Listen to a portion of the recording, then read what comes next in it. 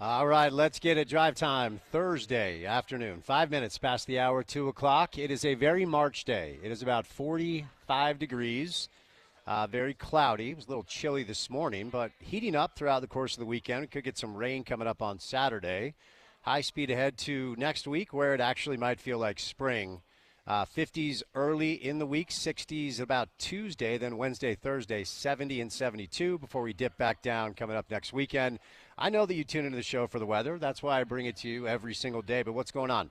It is time for the drive on a Thursday afternoon, and as it is every single day, it is good to have you along for the ride. Spence Checketts behind the mic. We are out and about today as March Madness is going on, and if you're looking for a place to watch, we got you covered. We got you hooked up here as we're live today at the Crossroads Bar and Grill on the west side, because that's how I roll.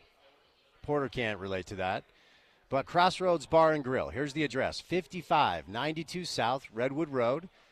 We've got our, which van do we have out in front? Cynthia, is it the Mix van? It's a radio van. You can't mistake it. You'll see the other cars and one of our radio vans right out front.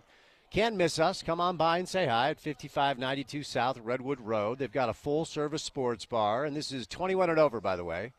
So you got to leave the kiddos at home. Great food. It's one of the best food spots as far as a sports bar you're going to find in the entire valley. They show all UFC fights. They have pay-per-view events, of course, fight nights as well. Every March Madness game is going on right now. We'll give you a scoreboard update. If you're not looking for spoilers, then just be aware, because I'm going to hook you up with updates throughout the entire course of the show today. If you're unable to be in front of a television, if you're out and about in your vehicle, we'll let you know what's going on. VCU and BYU just barely tipped off. VCU gets the first bucket, 2-0 VCU. 19-10 left there in the first half as BYU just barely tipped off. Utah State's going to be in action coming up tonight at 7:25 Mountain Time. That game's on TNT. And they're going to take on UCLA. UCLA about a 5-point favorite. BYU closed as a 2.5-point favorite over VCU. But this is going to be a tough task for Brigham Young, so we'll keep you up to date on our local teams throughout the course of the show today. Out here at Crossroads Bar and Grill, they've got a little Taco Tuesday action, right? Taco Tuesdays. It's not Tuesday today, but their Taco Tuesdays feature a made-from-scratch burrito taco. And then bingo starting on Tuesday in April, huh? Bingos and taco? Come on, bingo and tacos? Look at that. So come on by and say what's up. We've got, 15, 20 TVs fired up with all the March Madness action. So if you want to come by and watch the BYU game or any of the other games going on, we encourage you to come by and say hello. All right, jam-packed program today on a Thursday as we inch closer and closer to the weekend. We will talk a little college basketball. The Utah women will be in action coming up tomorrow. Of course, you can hear that game on our radio station. We'll talk some Utah women's hoops today. They're going to take on Indiana, the 9th seed, at 11:30 a.m. tomorrow. So bright and early. You can watch that game on ESPN2. Of course, you can hear it here on the home of the Utes, ESPN 700.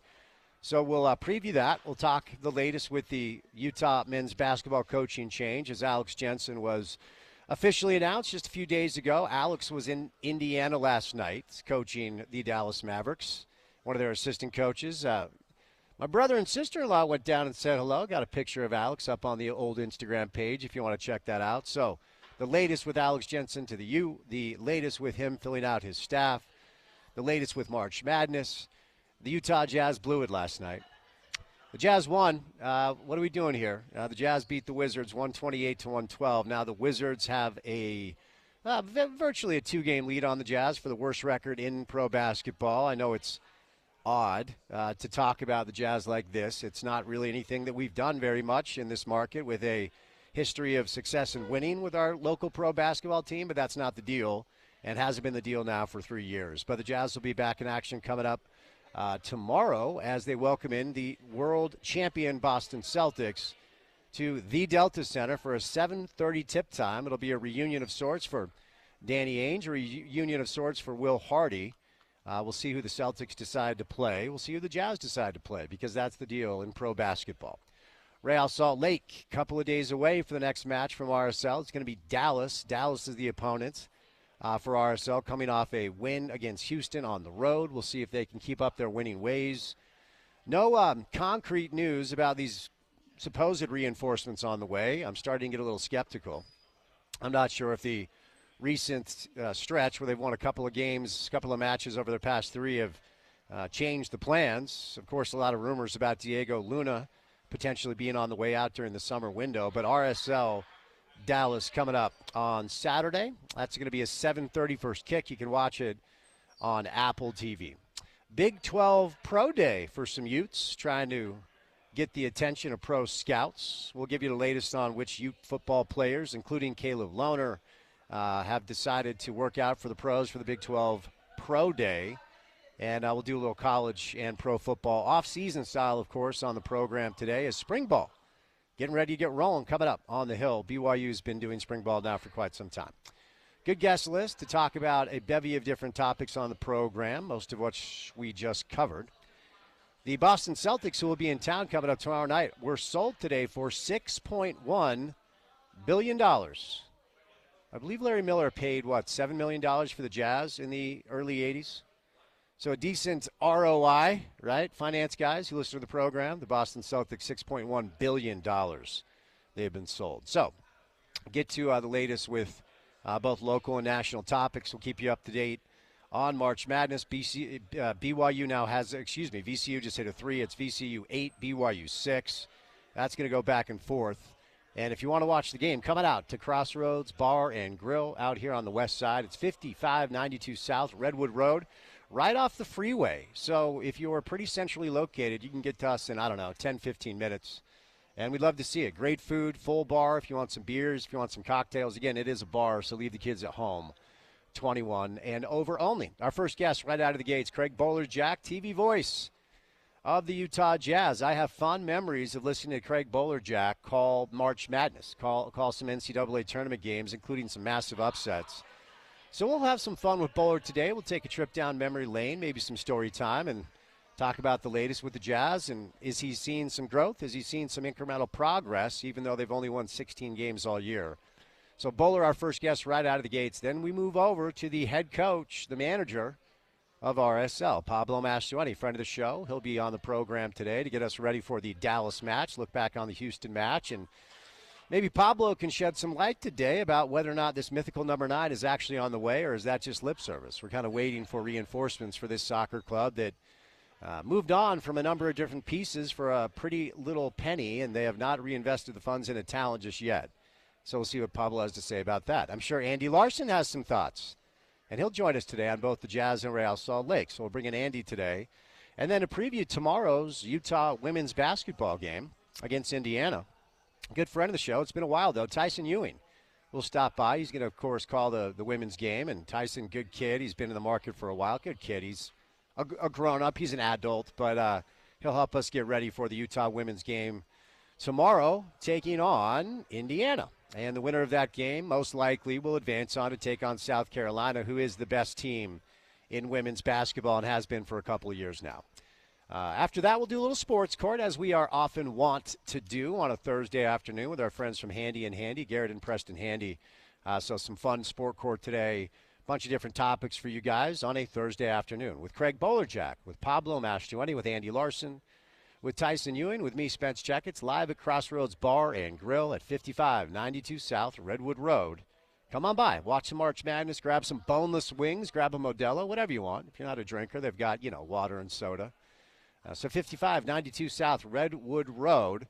Back in the Broadway Media Studios is where we find the producer of this program, who cannot relate to coming out on the west side because he is a snob, Porter Larson. Wow. On a Thursday. Hello, Porter. How are you? Wow, says Mr. East Bench out there. I'm out here on the west side. I'm out here on the west side. Wings? Cynthia got some boneless wings. Don't judge. What's wrong with boneless wings? Just since it's Cynthia, I won't say anything. I won't be a wing. Oh, okay. If it was me, that's not okay? I won't be a wing elitist today on March Madness. The first day of March Madness. Well, we got good vibes today. You did just say elitist, right? Yes. Yeah, so I'm out here on the west side, and you're in your cozy studio. I don't want to hear your judgment. Fair enough. Okay. All right. How your bracket so far? Not good. I think a lot of folks are in that boat, or at least looking at it in that way. McNeese State is up big on Clemson right now. I did take High Point in that one earlier. The way the first day shakes out is kind of usually how it is. Just wait until the end of the evening, see where you stand after that, and you might have a good idea, but not great early on. Not great, not great. And, we'll kind of review some of the bracket stuff today. It is the madness of March. I'm looking for the BYU game. It's not even on TV. So we'll get that rectified. We'll get that taken care of. All right, Bowler, our first guest right out of the gates on a Thursday afternoon. Happy Thursday to you. Keep it here. We'll keep you company on your commute home or whatever you have going on this Thursday afternoon. But before we get to our guy, Bowler, courtesy of our good friends at Prize Picks on a Thursday afternoon, it is time now for your opening tip. Welcome to The Drive with Spence Checketts on Utah's #1 sports talk. Now into the studios of ESPN 700 to set the scene for the show. The opening tip of The Drive is brought to you by Prize Picks. Use the code ESPN700 and run your game with Prize Picks.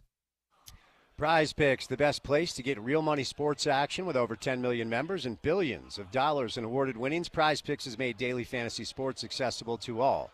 All you have to do is pick more or less on at least 2 players for a shot to win up to 1,000 times your cash. You can run your game all season long on Prize Picks. It is very, very easy to do. It's the easiest way if you've ever been interested when it comes to all of this conversation about putting a couple of ducats on sports. Prize Picks allows you to simply just pick more or less on 2 to 6 player stat projections. And then if you get that right, you're going to win up to 1,000 times your money. And so I'll give you an example.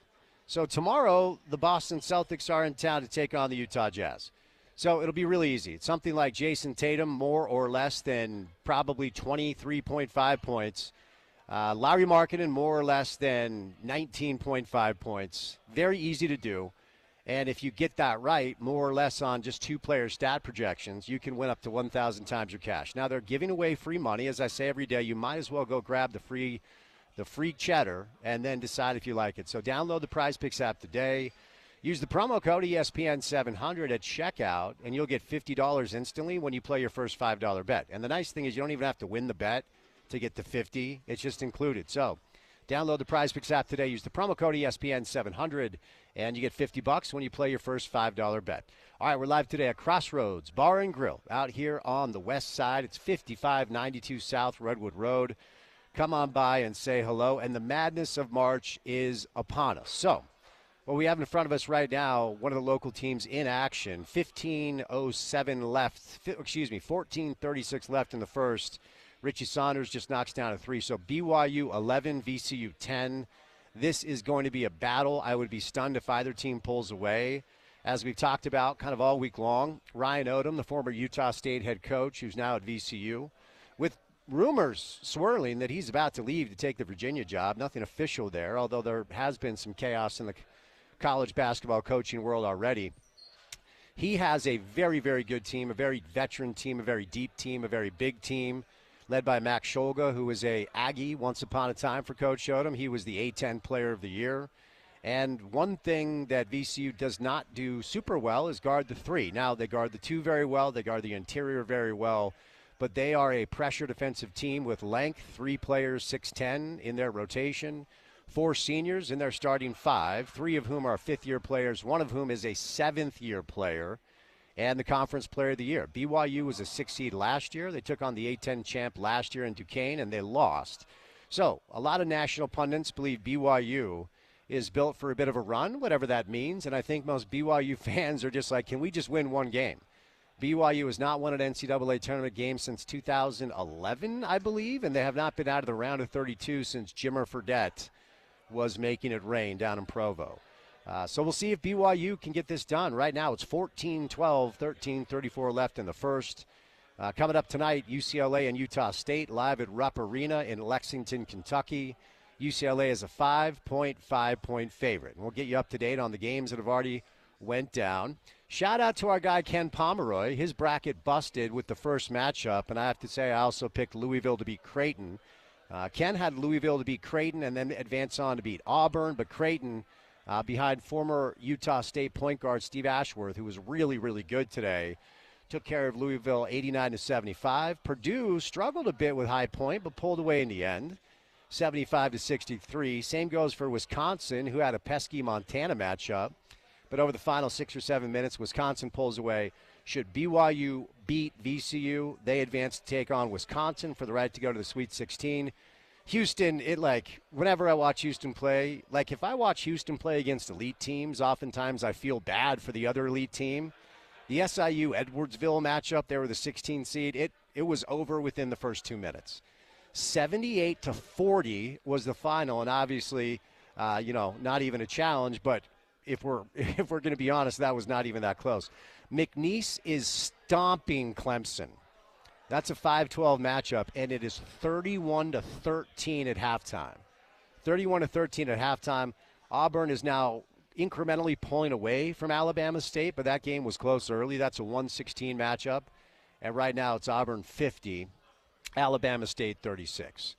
And, of course, more games coming up throughout the course of the day and throughout the night. In just about 15 minutes from right now, BYU's old West Coast Conference foe, Gonzaga, in Wichita will take on Georgia. That's an 8-9 seed. It's a 15-2 Wofford-Tennessee matchup after they're done with the morning tilt in Lexington. Arkansas, Kansas, that's John Calipari and Bill Self, a couple of big-time coaches in the landscape of college basketball. That's in Providence.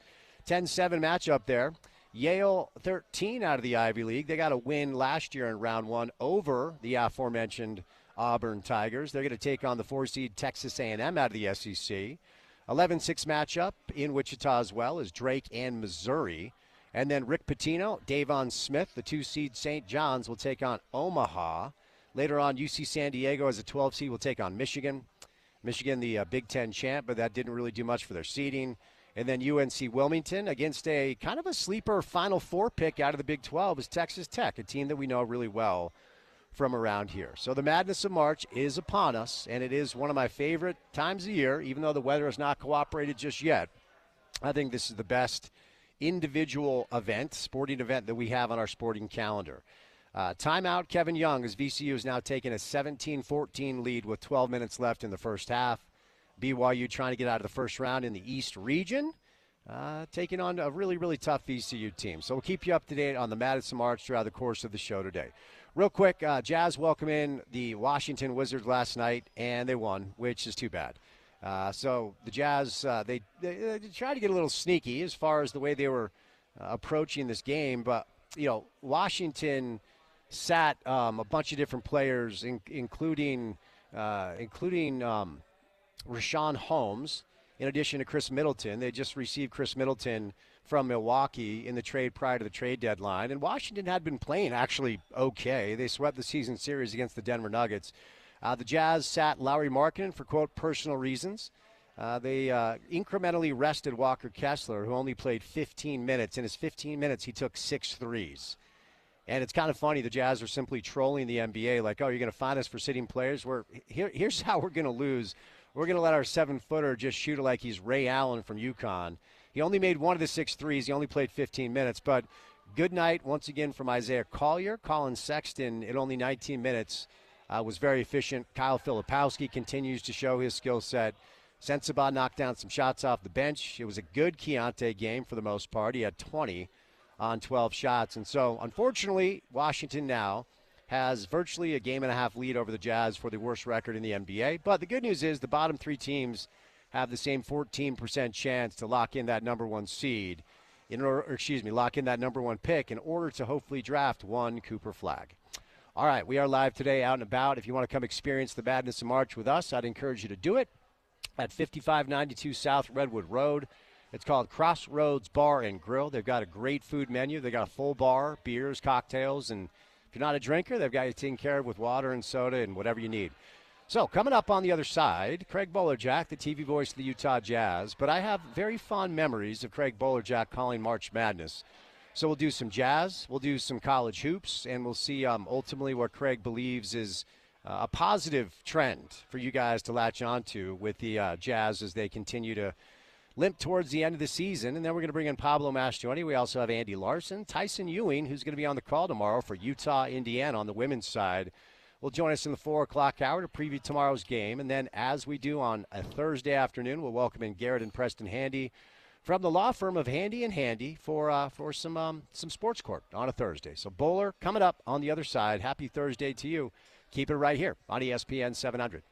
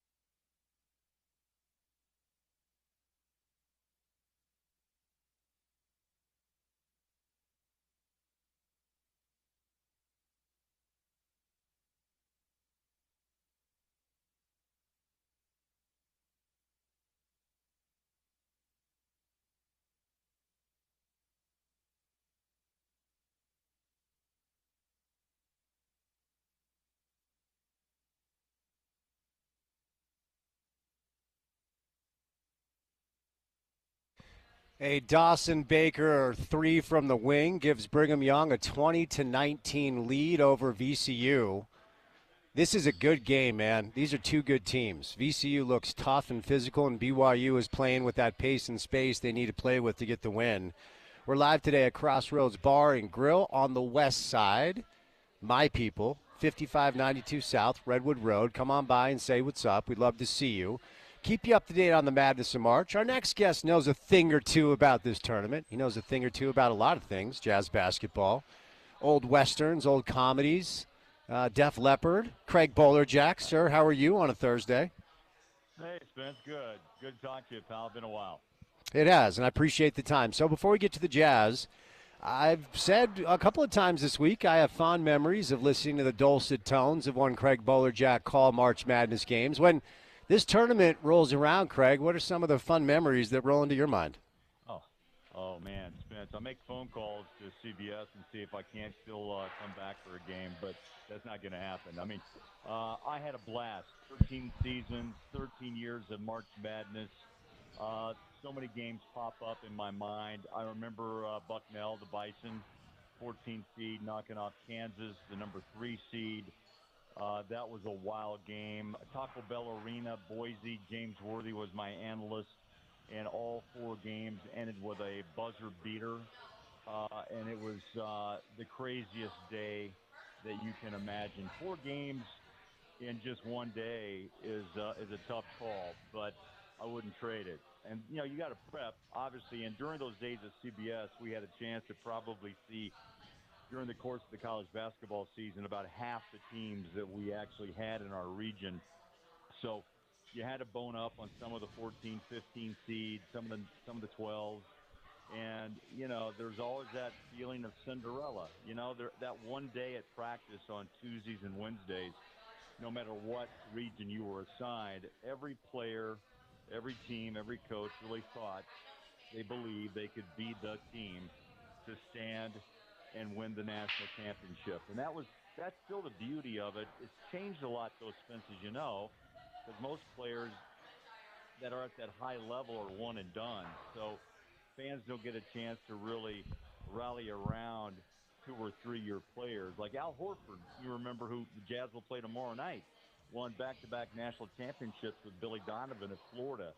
And I don't know if that scenario will ever happen again, but it still doesn't take away the thrill of the moment, because you just don't know who actually on that given night, that given day, will actually shine, right? And that's why you play it. I mean, that's why March Madness captures, I think, the imaginations of even fans that don't even really follow college basketball that much. That bracket, by the way, means a lot. Yes, it does, even though it's an exercise in futility trying to fill it out. I mean, I'm already screwed. I had Louisville beating Auburn, and they lost to Creighton today. But, Craig, let's stay in this space for a moment, because you know me. I love basketball, and I've grown up around it. I played it as long as I could. I wish I could have played it my whole life. I mean, that's how much I loved it. And there's just something about, like, the first 4 games, the final 2 of the first 4 were played last night. And after American lost in such heartbreaking fashion, their star player hurt his knee, and the post-game press conference, the head coach and the star player were just in tears. They were just crying. And there's something about the passion of this tournament that, honestly, I don't think any other level of basketball captures. I don't exactly know why, and I love the NBA playoffs, and I love NBA basketball when players decide to show up and play. But what is it about the tournament that you think inspires so much intensity and so much passion during these few weeks in March and April? Spence, my first thought when you asked me that question is the last bastion, the last stronghold of still some purity of amateur athletics that still remain. Some, not, and that's not at all schools, but like at American, right?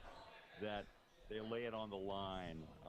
Utah State will play later, and that probably has so much more meaning for some of those.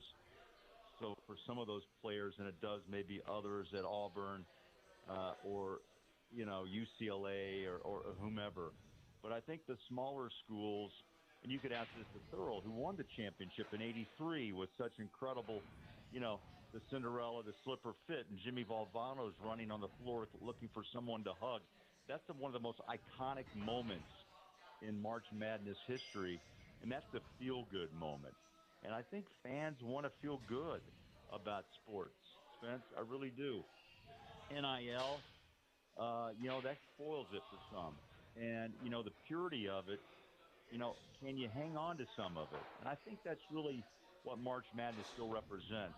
The little guy who's going to fight, Goliath and say, hey, look at me, and raise their hand and say, we belong. And I think that's really a big part of it. I remember we talked about it at CBS all the time, looking for those stories that would bring kind of that narrative alive of who actually could possibly come out of nowhere to win it. And that's why that Elite Eight, the Sweet 16, the Elite Eight, and, of course, the Final Four. But, man, getting there is tough, but the emotions are real. And I think, again, that's the beauty. And I hope it stays some way. In some way, we still capture that every year because NIL becomes more professional. Players jump and go after 1 year because they're that good. And I think the fans sometimes miss having that relationship with a team that actually plays their players or players stay, right, 3 or 4 years. But in the NBA, that means you're not that good. And so the pressure, you can't work both ways is my point. But I sure love the fact that out of this group, hopefully there'll be 1 or 2 that surprise everyone and they find their way to the Sweet 16 just to make the narrative a good one. Because I love those stories. BYU 24, VCU 22. Craig, this is going to be a really, really good game. Yeah. And I wonder what you make of year one of Brigham Young under Kevin Young, not to be redundant. I know most of your attention is on Jazz Hoops, and we'll get to Jazz Hoops as they show Danny Ainge now in the crowd. BYU guard from 77-81. He had a little bit of game, Craig, didn't he, back in the day? Man, oh man, the drive, the bucket over Notre Dame, and still replayed. That's another magical moment. Danny Ainge is a gamer, and hopefully that gamesmanship and that just the way that the furnace burns with competitive nature. Hopefully that again relates to what he's doing with the Jazz. But getting back to BYU, I've watched 2 games this year when I've been on the road. BYU had a little bit of a slump. They worked their way out of it. They do space the floor, I noticed, very well like NBA teams. And what Young does is coach BYU like he's been in the NBA. AJ may do the same thing at Utah, and he's got a lot of work to do, Alex Jensen, because, if you coach in the NBA, you can tell a college kid, I know what it takes to get you there. And I think Young has done that at BYU, and obviously NIL money is going to play a big factor. With alums who are going to donate to that fact. And I think BYU is making, it's made turns. I mean, they dominated the old days along with Utah and the old WAC. Those were fun games. I remember I called a Kevin Nixon 3-quarter shot in the WAC tournament. Yes. A tip in by Van Horn that was just so iconic at the moment when I was at ESPN. But I've been blessed to see some great basketball, but I've been blessed just to know some of these guys who, again, I think represent the past, and now we're into the future of where it's going. I mean, those are guys who played 3 years, sometimes 4. The fan base got to know them so well, and we did as a media, by the way. I mean, they were approachable. Not saying these guys aren't, but, the bottom line is they want to move on to the next level. But how do they get there? They've got to go through March Madness, and hopefully that builds in their minds. Because there's a GM on every right. There's a rep from every team watching, trying to find that one nugget of one player that may be overlooked that could help their team the next level. No doubt, Craig. Since you referenced Alex Jensen, the news that everybody was kind of pining to hear become official did just that this week. He was introduced as the 17th head coach in Utah men's basketball history. And, it's been really cool to hear, like, when the Jazz were up in Minnesota not too long ago, Gobert was asked about his years working with Alex and gave a really just classy, and it's what Rudy, it's who Rudy is. I know Rudy takes a lot of flack, but Rudy gave a really classy, detailed description of their time working together. And Will Hardy was asked about it. Walker Kessler was asked about it. And it seems like, Craig, this is a hire that has been met with just like a consensus, like, yes, this was the right move. Of course, you had a front row seat to watch the development of Rudy Gobert under the tutelage of Alex Jensen, and the majority of the credit always goes to the player, especially based off of the early returns from Rudy when nobody knew if he was ever going to be able to turn into anything. And he puts in the work. Alex is by his side, and now he's a Hall of Famer. Say what you want about him. He's a Hall of Famer. So from your front row seat, what did you see on the developmental side as Alex Jensen was kind of the main big man coach for Rudy for, 7-8 years, and then Walker Kessler for his rookie year as well? Right. Spence, I'd say he's kind of a quiet assassin. I mean, is he boisterous? No, but he gets the message across. He's a hell of a coach. He's a great communicator. And I think he was the right guy at the right time for Rudy. Kind of brought Rudy out of his shell, let him know that he had the skill set if he put the work in. And Rudy then started going into the weightlifting. He then started going into boxing. He then started working with his feet more and more, as AJ kept telling him, look, you've got to be quick. You've got to be able to show and retreat, show and retreat. I can't tell you how many times we heard that in practice. And I think Gobert, I spoke to him in the locker room, and I'd say he was just so much of smiles when he brought up just Alex Jensen's name, because I really do believe without AJ, I don't know if he would have had this type of success. He was driven by Alex Jensen. And I think Walker Kessler would tell you exactly the same way. In that rookie season after Quinn, they just said, look, man, who do you want to be? Now, he had the sophomore slump, and to his credit, he's busted his tail to get back to a high level in year 3. But AJ's been a big factor in development of bigs. And I think when he recruits, let's be honest, those names will follow him when he knocks on someone's door and say, you want to come play for me at Utah? Because I know what it takes. I've developed bigs. I've got 4 Defensive Player of the Year awards under my belt with Gobert. And I've developed a young man named Walker Kessler. And look what he did. He lived the dream, right? He lived the dream with Majerus in '98 in San Antonio. But they lost to Kentucky. But, man, what a run that was. And I think you can relate those stories to an 18 or a 17-year-old and say, hey, we got something here. And we got a fan base, by the way, that's going to embrace you.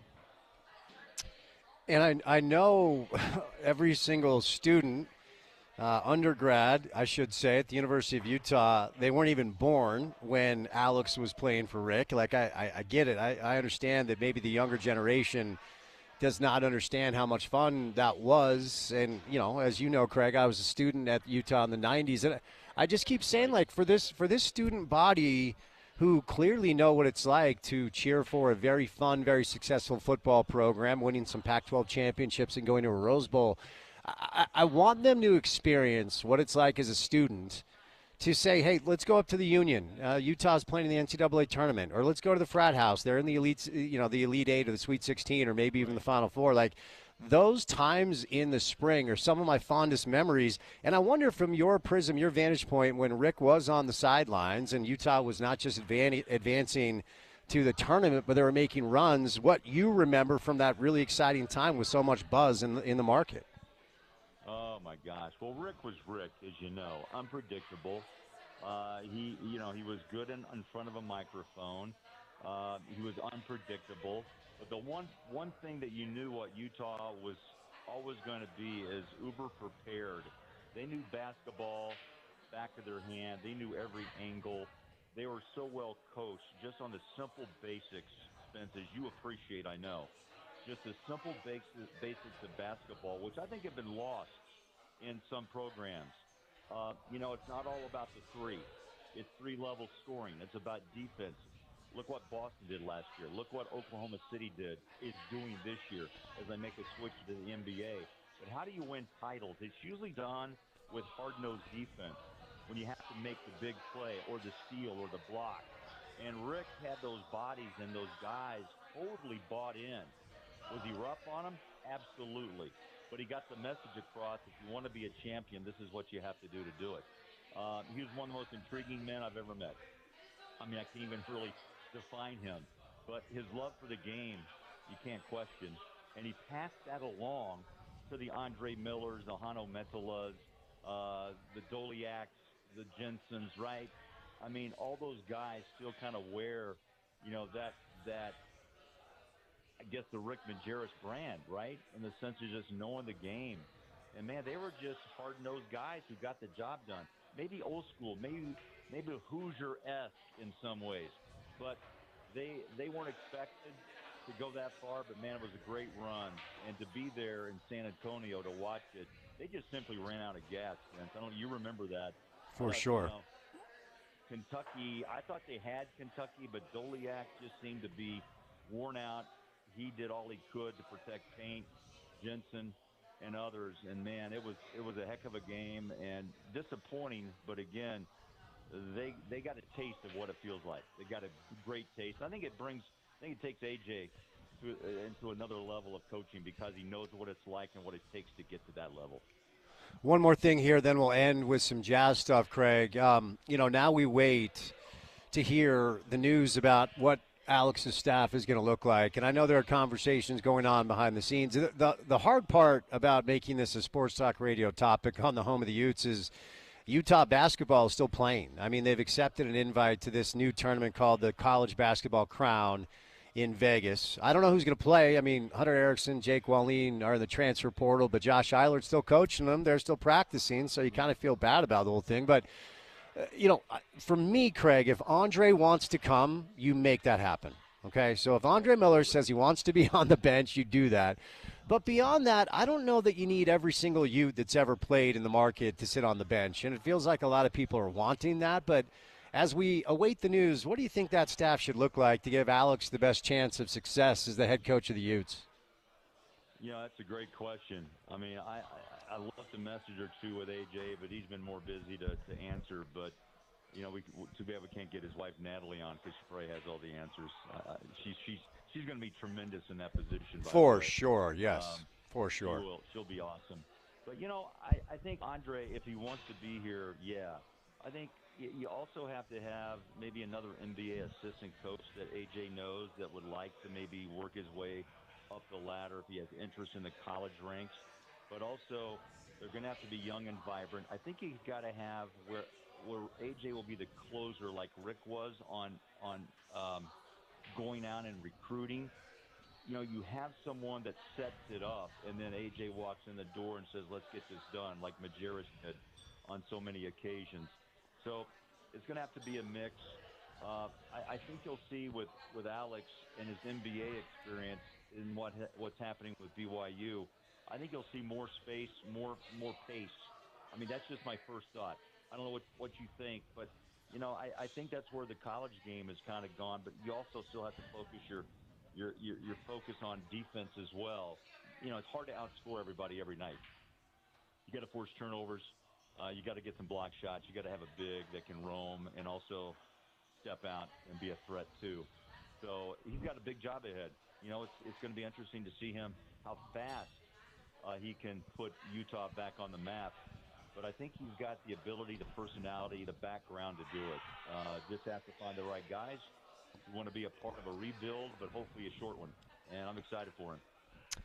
All right, Bowler, a few minutes remaining, then I'll set you loose. Appreciate the time. BYU's opened up a little bit of breathing room. They've got a 5-point lead now with a couple of minutes left in the first half, 31-26. We'll keep you up to date. So the Washington Wizards rolling to town last night to take on the Utah Jazz, and it is the ultimate example of Tankapalooza. Look, you're just never going to tell players to lose. You're never going to tell coaches to coach to lose. I get it. And look, I keep reminding our listeners, the bottom three teams all have the same percentage. So you don't have to be the worst team.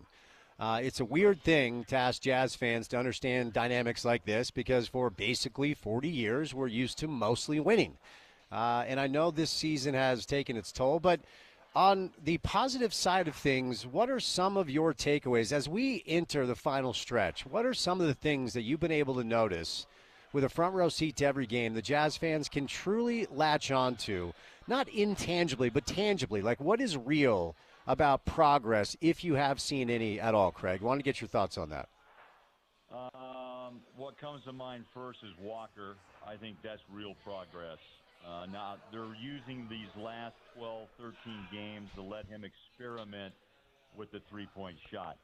Has not been successful at this point, but I've seen him in practice knock it down, and he has some confidence with that shot. Game time, as you know, is much different than practice time. But I think Walker has really solidified himself around the league. Coaches I talked to, broadcasters, man, they sit back and go, wow, this Walker Kessler's taken a huge stride in year 3. After his sophomore slump of last year, he's totally turned around with strength, confidence, attitude, and he runs. I think Isaiah Collier may be his best friend because this big guy can really run and take up space on the floor. That brings me to Collier, who I think has solidified himself as the guy at the moment. Keontae may not like hearing that, but they made this decision to really see if they both could survive in a six-man role for Keontae and Isaiah Collier as the point. He has some abilities that other players don't have because he's ran a point guard position, Spence, as you know, his entire life, his young life. But he leads all rookie in assists. He's tough. He gets in the paint. And I think he also understands that he's got to improve, on his three-point shot, and I've seen him improve defensively some. The other guy that jumps down I have to talk about is Filipowski. This may be one of the best steals the Jazz have ever had at 32. He slipped, and the Jazz decided to, roll the dice on him. But, he's been able to show that he can do more than just shoot the three. He refined his three-point shot. He's also hit a mid-range. But I'm telling you, he's stronger than I thought, and he's built his body this year to actually go inside and finish, and he can rebound in a crowd. So those are the first three guys that come to mind. And I think those are kind of the pieces the Jazz will build around. What happens to the veterans, that's up to Danny. But, man, they've been gamers to help this young group understand what it takes to be an NBA player. No one's quit on Will Hardy, and I would tell you if they had. But, no, Will is a guy that understands the mission, and I really respect that. He wants to win, Spence. Who doesn't? That's in every athlete's DNA, or you shouldn't even be in this game. But I think they have developed players, and maybe they pushed them ahead of schedule. And in the long run, or maybe the short run, that's going to pay off in a hurry. Let's hope, right? Yeah, and, part of this plan, just as any other plan in pro basketball, when you find yourself in the space the Jazz find themselves in, is simply needing luck. It just is part of the deal. And, the teams that are in markets like this that have built up winning teams over the course of years have lucked themselves into a Shea via a good trade, or a Paolo Banchero because he was the number 1 overall pick, or a Duncan and a Robinson and a Wembanyama if you're as lucky as the San Antonio Spurs, or if you're Cleveland, you're lucky that LeBron happened to be born in Akron. I mean, you have to have some luck, Craig. You just have to. Right. And so it's not Danny's fault or Justin's fault if the Jazz don't luck into a Cooper Flag or what have you. But before I set you loose, Sarah Todd, Deseret News, covers the Jazz, friend of the show. She wrote a really interesting piece last week that got a lot of traction. And the gist of it, the Cliff Notes, as it were, for you old people that used to cheat in college like I did, is the last 3 years have been what the Jazz are now calling a tear down. And the rebuild kind of begins now. And there was even a little bit of an intimation that if they do luck into Cooper Flag at 1, who, for our listeners, if you don't know, reclassified and should be a senior in high school right now, will be 18 years old as a rookie. And there's, I guess, kind of a thought process like if you get Cooper Flag at 18, then your timeline starts now. So if that's the case, Craig, next year could feel an awful lot like this year. What are your thoughts on that? I think Sarah's probably right on target. As much as we all want to put W's and entertain in the win column, the plan I think again is to do what Oklahoma City's done, Houston's done, Orlando's done, use the draft to their best ability. But again, Spence, as you said, you still have to have the luck. You still have to be able to get what Atlanta did last year to get, the number 1 pick. It doesn't happen. But then the other part of this equation that sometimes gets lost is what does Danny do How does he move? Does he able to do more with the bucket full of picks that he has, and how does he actually use them to better this team? And how patient?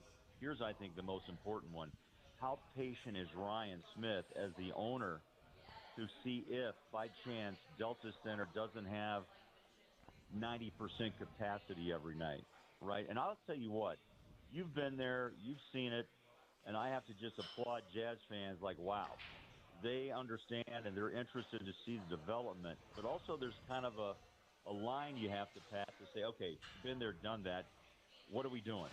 But, you know, if Cooper Flagg comes aboard, again, and whatever the draft pick may be and how, you know, and how he can impact this franchise, that would be the one to elevate the interest level again, right? They're going to come see this young guy or whomever to play and watch him grow. And then how does that work with Walker? How does that work with Collier? How does that work with Keontae? And how does that work with Filipowski and others? So I tell you, there's still work to be done.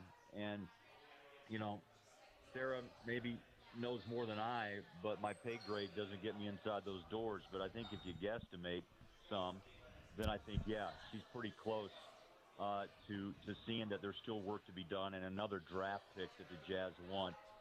And Spence, you go back to San Antonio, right? You go back to Oklahoma City. How do they build? They always did it to the draft. And then you find the one piece that you can spend money on or make the trade for with the picks you have in hand and get the SGA that fits like a glove and then put you into the conversation of a Western Conference or an NBA champion. OKC's good. OKC's very good. One of the best defensive teams I've seen. And that's how Boston won it last year with great D.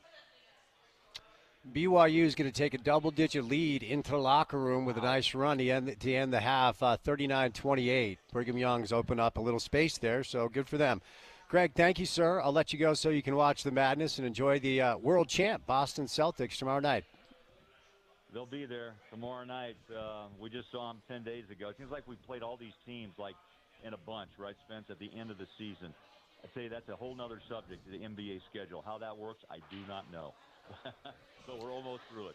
Yeah, you've almost made it, buddy, and you've earned a vacation, maybe a little Cabo, maybe a little guac. Who knows, Craig? But you've earned a vacation. Just you're almost there, buddy.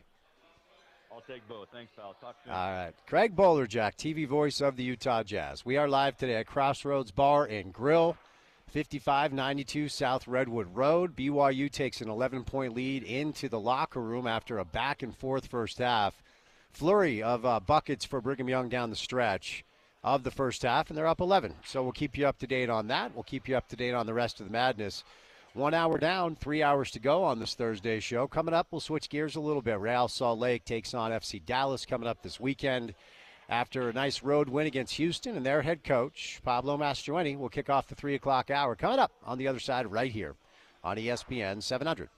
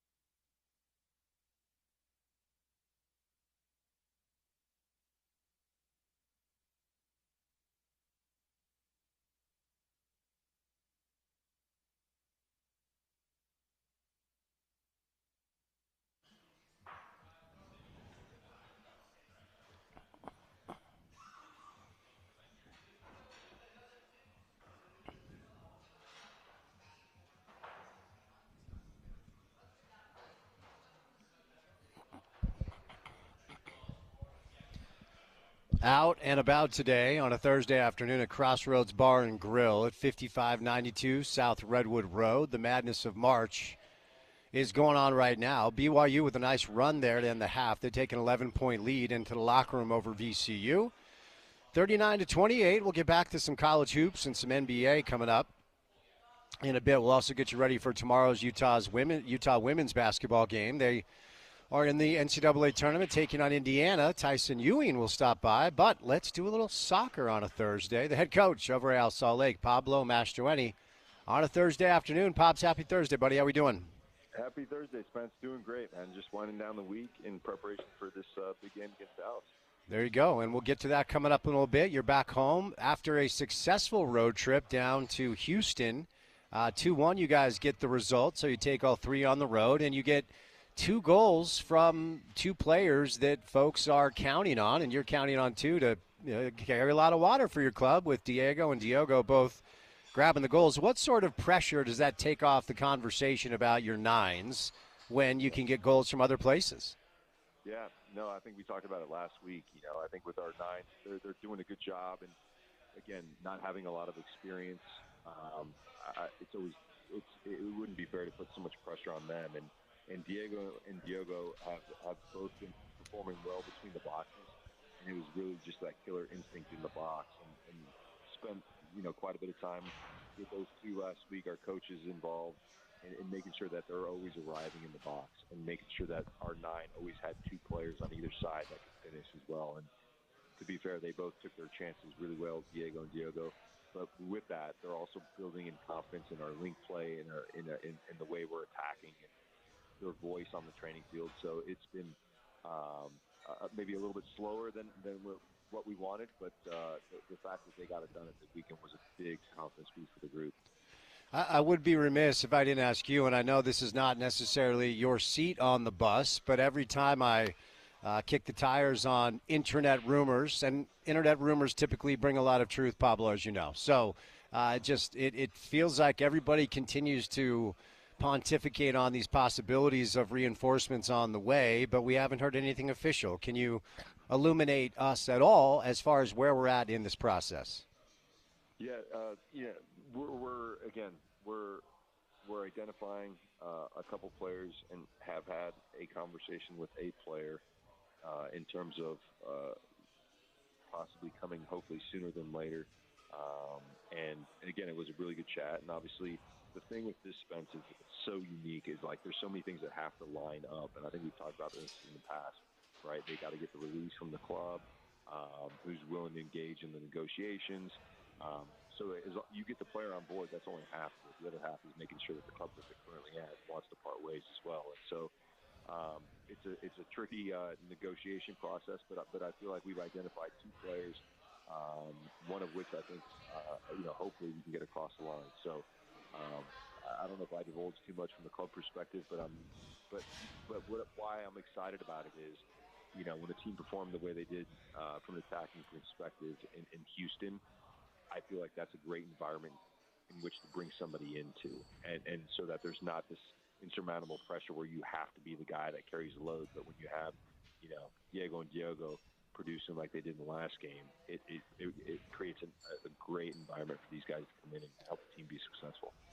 I can, I can tell you that you're not divulging too much because Kurt essentially said the same thing a week ago. I just know that some fans are a little bit anxious to see this actually get done. And look, you've won two of the last 3, right? And ultimately the results are still coming.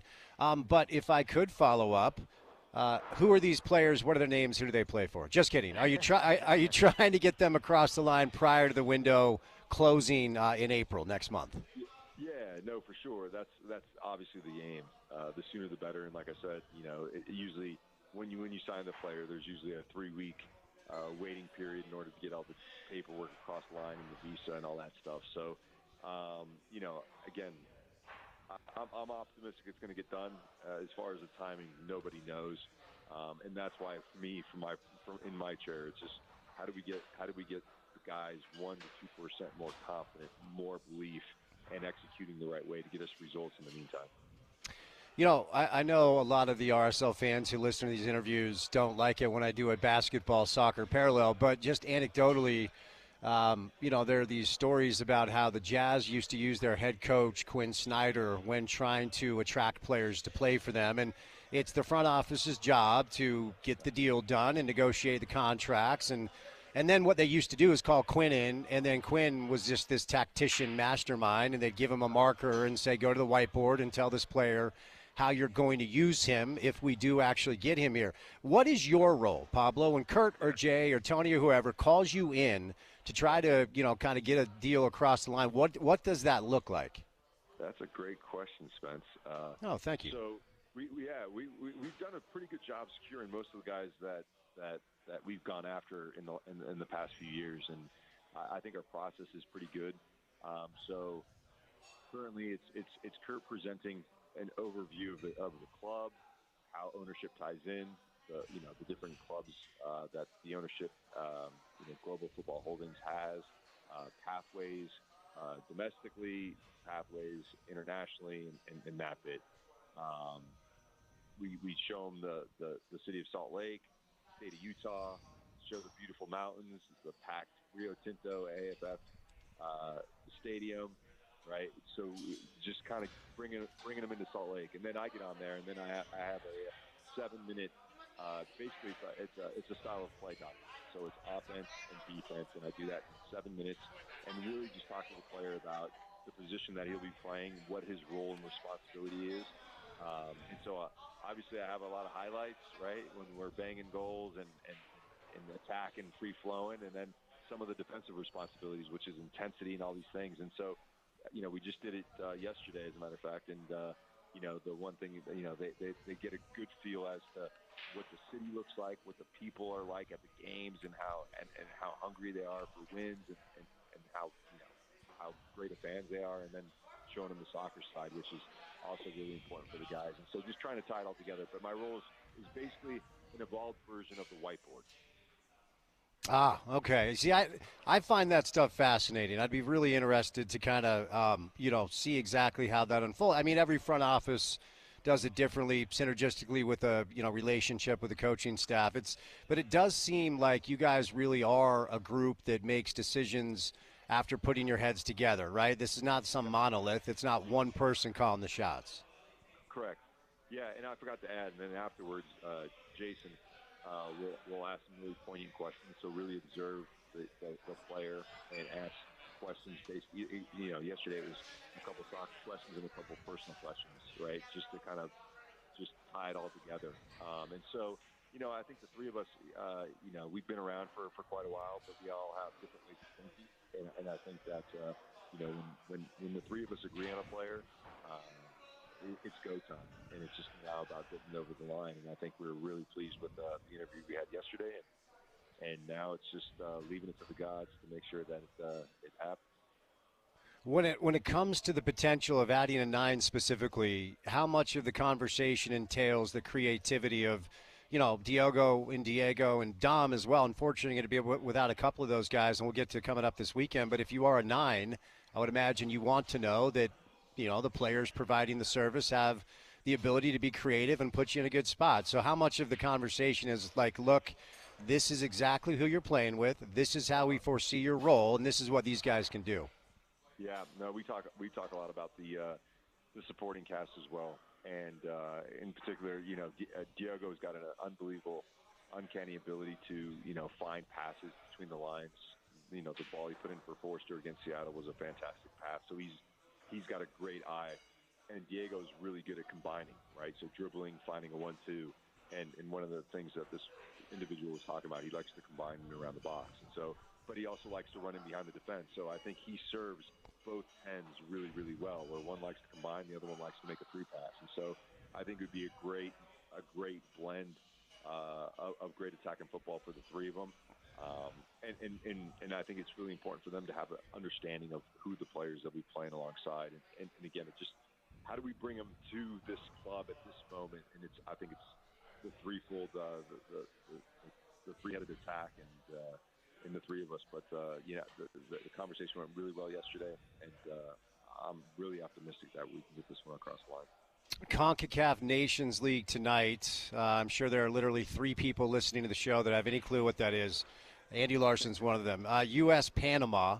Okay, so we will see Diego tonight, and then Dom is with Poland for World Cup qualifiers. Let me start with Diego.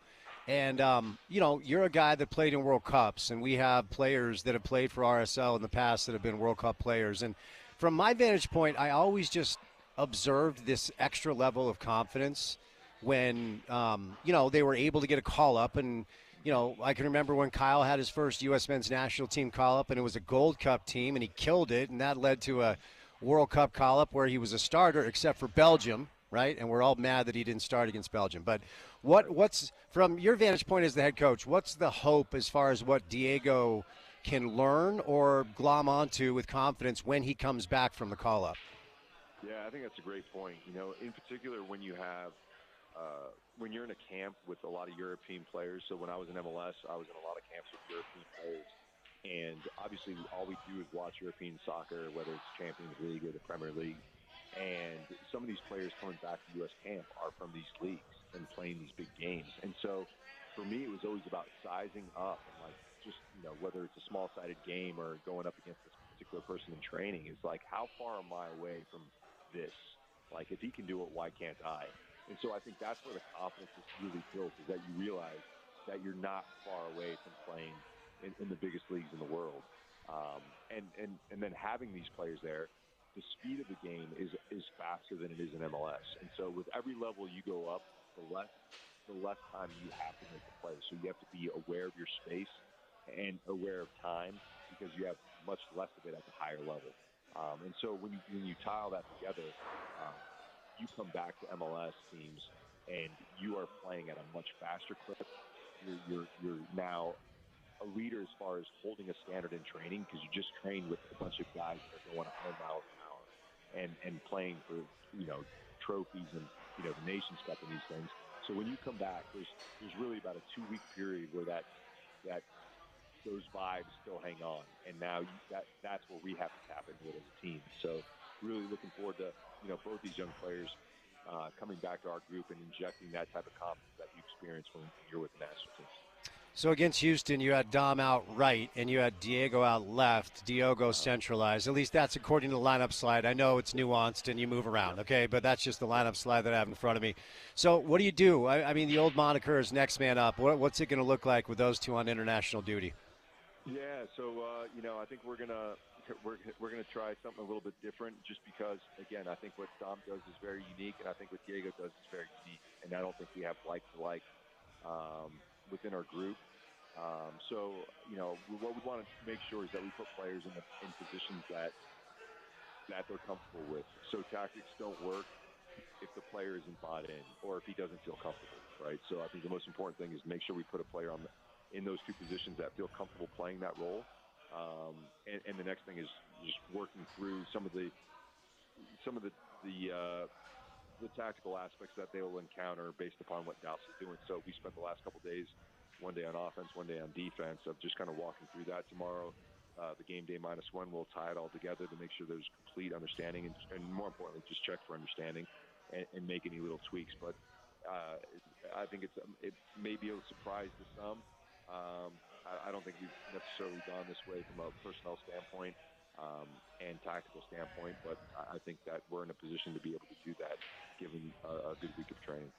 I wonder, and I'm not saying this is, I would never tell you how to do your job, but I wonder, so Pablo Ruiz is back and healthy now, essentially after almost 2 years out.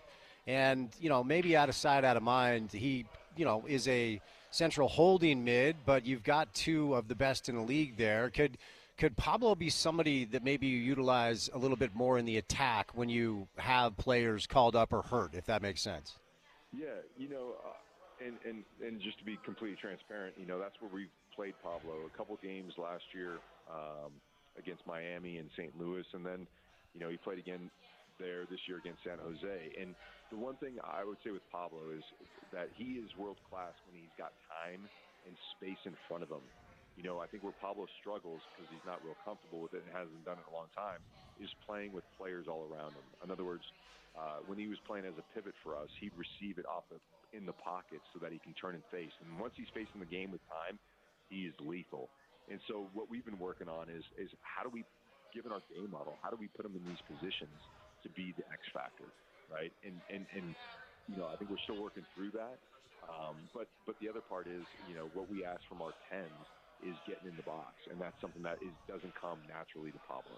So we're working through that as well. And so I think it's been a tough, couple of years for Pablo, but I believe that he's got the desire, and we see a possibility with Pablo playing in those attacking positions, moving forward. So we haven't talked a ton, Pablo, about your back line because it feels like you have a lot of depth back there, but it also feels like at times the continuity isn't necessarily where you want it to be based off of some of the lineup adjustments you make. But again, it's good to have depth. How do you land on the 4 that you want to make sure that continuity is locked in? Yeah, sometimes it's and there's a term for this, but it's escaped me at the moment. But when you have so many options, sometimes you don't know what the best back 4 is, or the most cohesive back 4. Sure, right? Yeah. Because you have so many options, you're like, well, let's try this. Sometimes when you have 4 guys that you go, these are 4 number 1 defenders. Now, whether they're making mistakes or not, you still know that they're the cream of the crop, and that it's going to come good with a little bit more time and chemistry. And but in our situation, because we did the 2 tournaments, split up the 2 back 4s, we're still in this period of going, what is our best back 4? Because the last 30 minutes in Houston felt very loose, but we hung on to the result. The game before in San Diego, it felt really loose, and so I think we're getting closer.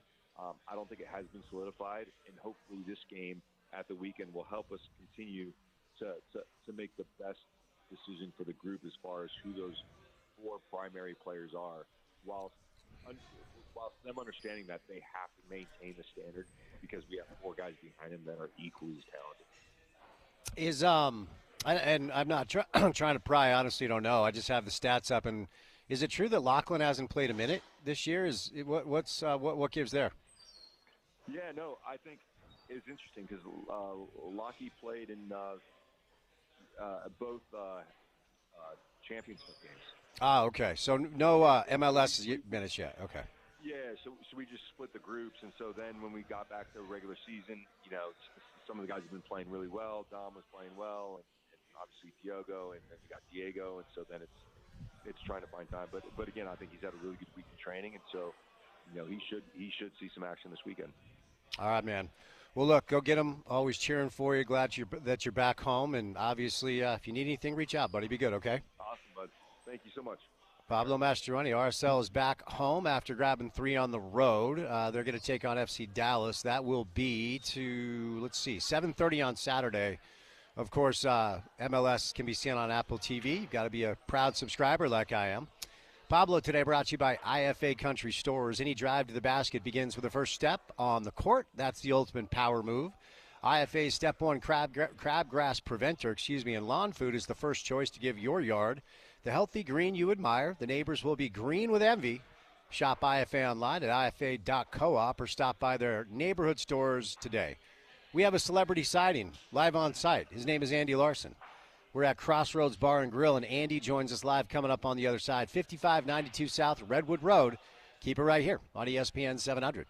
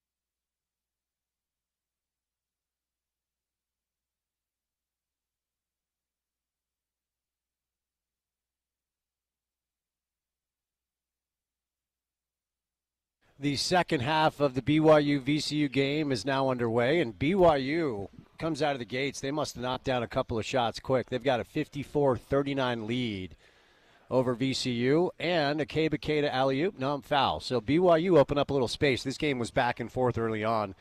We're live at Crossroads Bar and Grill, and we have a celebrity sighting live on site. This is a pleasant surprise, Andy Larson. I did not know you were joining me. How are you, buddy? Good, man. I mean, look, I was hungry, I was thirsty, I wanted to watch the tournament, and I needed to come on your radio show. So I figured I'd combine all those activities and come out here. Three for three. It's right by the freeway. It is. It's really easy to find. Crossroads Bar and Grill. They've got great wings. I've got some wings going with a salad. Andy's got some refreshments as well. So if you want to come hang out, please do. At 5592 South Redwood Road, Crossroads Bar and Grill with the madness of March. I know you're not a huge college basketball guy, but does the tournament spin your beanie a little bit? I am this time of year, for sure. Oh, I mean, cool. Some of my favorite memories growing up are watching the tournament, with my friends, and it's the best, playoff format that there is. Totally I think agree. In sports. Yeah. To have a one-and-done tournament with 64 teams across the nation, I guess 68 now. It's just compelling TV. Yeah. And, no, the product's not as good as the NBA, but, when you have 4 games to watch at the same time, then it is. For sure it is. Are you a bracket guy? Does the trip have you do a bracket? Do you do it with friends or family? Yeah, ever since I was a kid. I think I started my first bracket when I was 12. Yeah. Okay. So this is the 21st annual Andy Larson March Madness Bracket Challenge. So you run a group. I run a bracket. Yeah, I run a group with my friends and family and so on. And it's fun. One year I won against the teachers in my school that in high school. Nice. And that was great to get a bundle of ones from all my teachers. That was great. I don't know. I love this time of year. Porter, did you get invited to Andy's bracket challenge this year? Negative, actually. Yeah, Now let me check my phone. What gives, man? You said I'm family still doing and friends. Facebook invites. I'm still doing this old 2000 era website. Okay. I mean, if you've got a bracket, I can put it in last minute for you. I have Louisville beating Auburn. They lost this morning. How many people in the Andy Larson bracket challenge? That's a good question. The maximum in the website I use is 50. Okay. So All that's where we're at. Usually around there every year, though. Let me get your thoughts on just a couple of college hoop storylines, then we'll get to the Jazz and a little RSL. First of all, BYU, VCU. BYU pulling away a little bit. It's funny, man. There have been times I've watched this BYU team, and I'm like, that's as deep as any team that we've seen in Provo. And I mean ever. I mean, truly. Obviously, the Big 12 brings different challenges. But what do you make of year one, BYU under Kevin Young?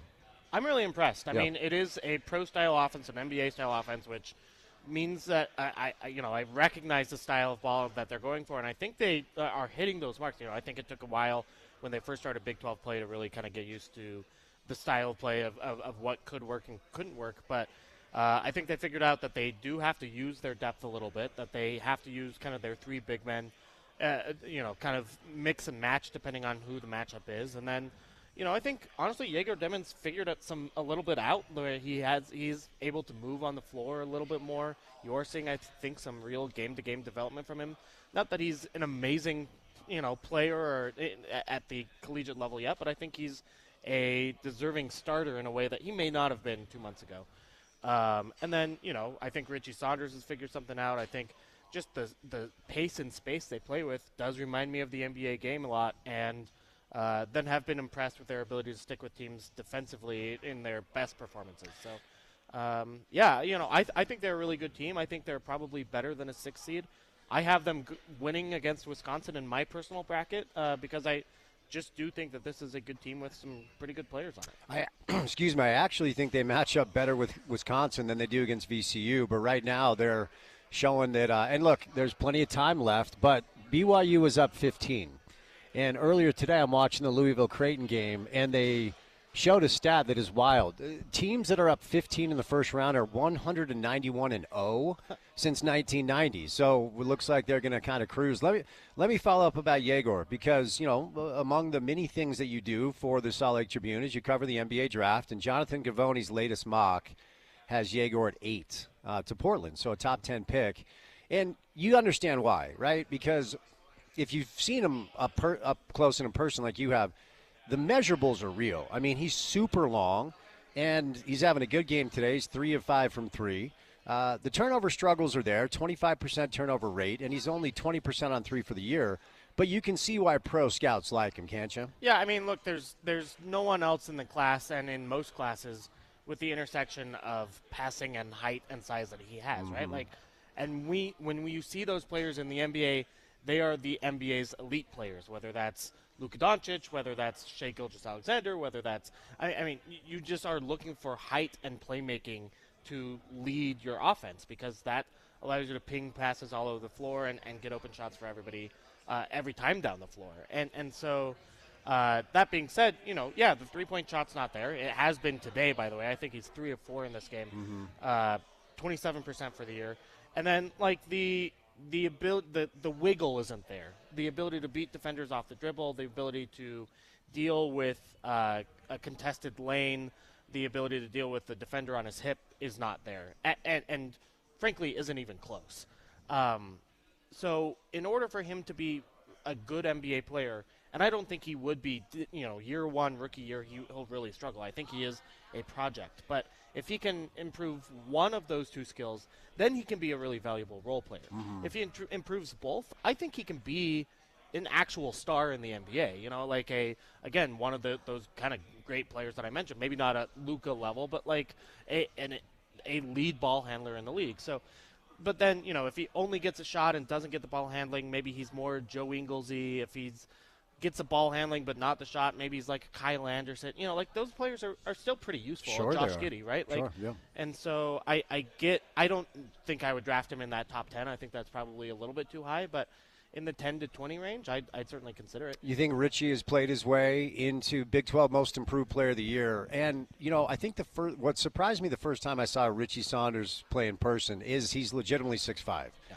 He has good size for a guard. He has great elevation on his jumper. He shoots a jump shot, not a set shot. I love the fact that he never stops. I mean, the energy is sky high. Do you think he's played himself into a spot where either drafted or undrafted training camp invite NBA? I do. I see some NBA potential there. And look, he's old, right? Like, so that's always the problem with BYU prospects is you're dealing with a guy who's probably not going to develop too much more from what he is. Yeah, good point. And NBA teams worry about that. And if you look at the analytics, like, you should really avoid those guys unless they do have big production. But I think Richie Saunders works in kind of a Sam Merrill sort of way. He was also old coming out of Utah State. Like, that he has a, kind of ways he can contribute to the NBA game right away, and that he can shoot, and that he does work his butt off defensively, and I think that's kind of an underrated part of his game as well. Kevin Young compares him to Alex Caruso, who's one of the best guard defenders in the league. I don't see him being that good in the NBA, but if you can hang on the floor and make shots and defend a little bit, like, there's like a Grayson Allen kind of role, for what he is in the league right now. And it's worth a two-way slot, maybe worth a second round pick from somebody. But, that's certainly a lot higher than what we were thinking of Richie Saunders coming into the year. BYU at this point pulling away 56-39 over VCU. We'll keep you up to date on that game. Let's stay in the college space because the University of Utah announcement became a reality. Alex Jensen, 17th head coach in Utah men's basketball history. Over the past week, the Jazz were in Minnesota. Rudy was asked about him. I thought Rudy gave a great answer. We've heard Walker Kessler, Will Hardy, a lot of guests on my show talk about having that front row seat to watch Alex help Rudy develop. Obviously, the bulk of the credit goes to the player. But I've talked to you about this before, man. Rudy's rookie year, I can remember watching just going, I don't know, man. Like, I don't know. And Rudy worked his tail off, and now he's a Hall of Famer. Your vantage point, working with, covering Alex while he was with the Jazz, and what you think he can do at the U. Yeah, and I think that Rudy instance is such a good example of what he was good at is, one, kind of developing a relationship with the player so that Rudy really trusted AJ, right? Yeah, for sure. And that meant that when AJ said, hey, we don't want you to work on your offensive game at all. We want, rather than develop your three-point shot, you're going to be developing your screen setting, your body. You're going to work on your upper and your lower body, and you're going to be working on your defensive timing and awareness, right? And all of those things turn him into an all-star, turn him into an all-NBA player, where I think a lot of guys would have gone the Christian Wood route and tried to make threes and forgot about the rest of the game, right? So I give Alex Jensen actually a ton of credit for how Rudy Gobert turned out to be a real force in the NBA. And I think that is something that is replicatable and something you can sell to recruits at the U is again, kind of in a Kevin Young sort of way, hey, I've worked with the NBA's best. I can develop you into into the player that you want to be.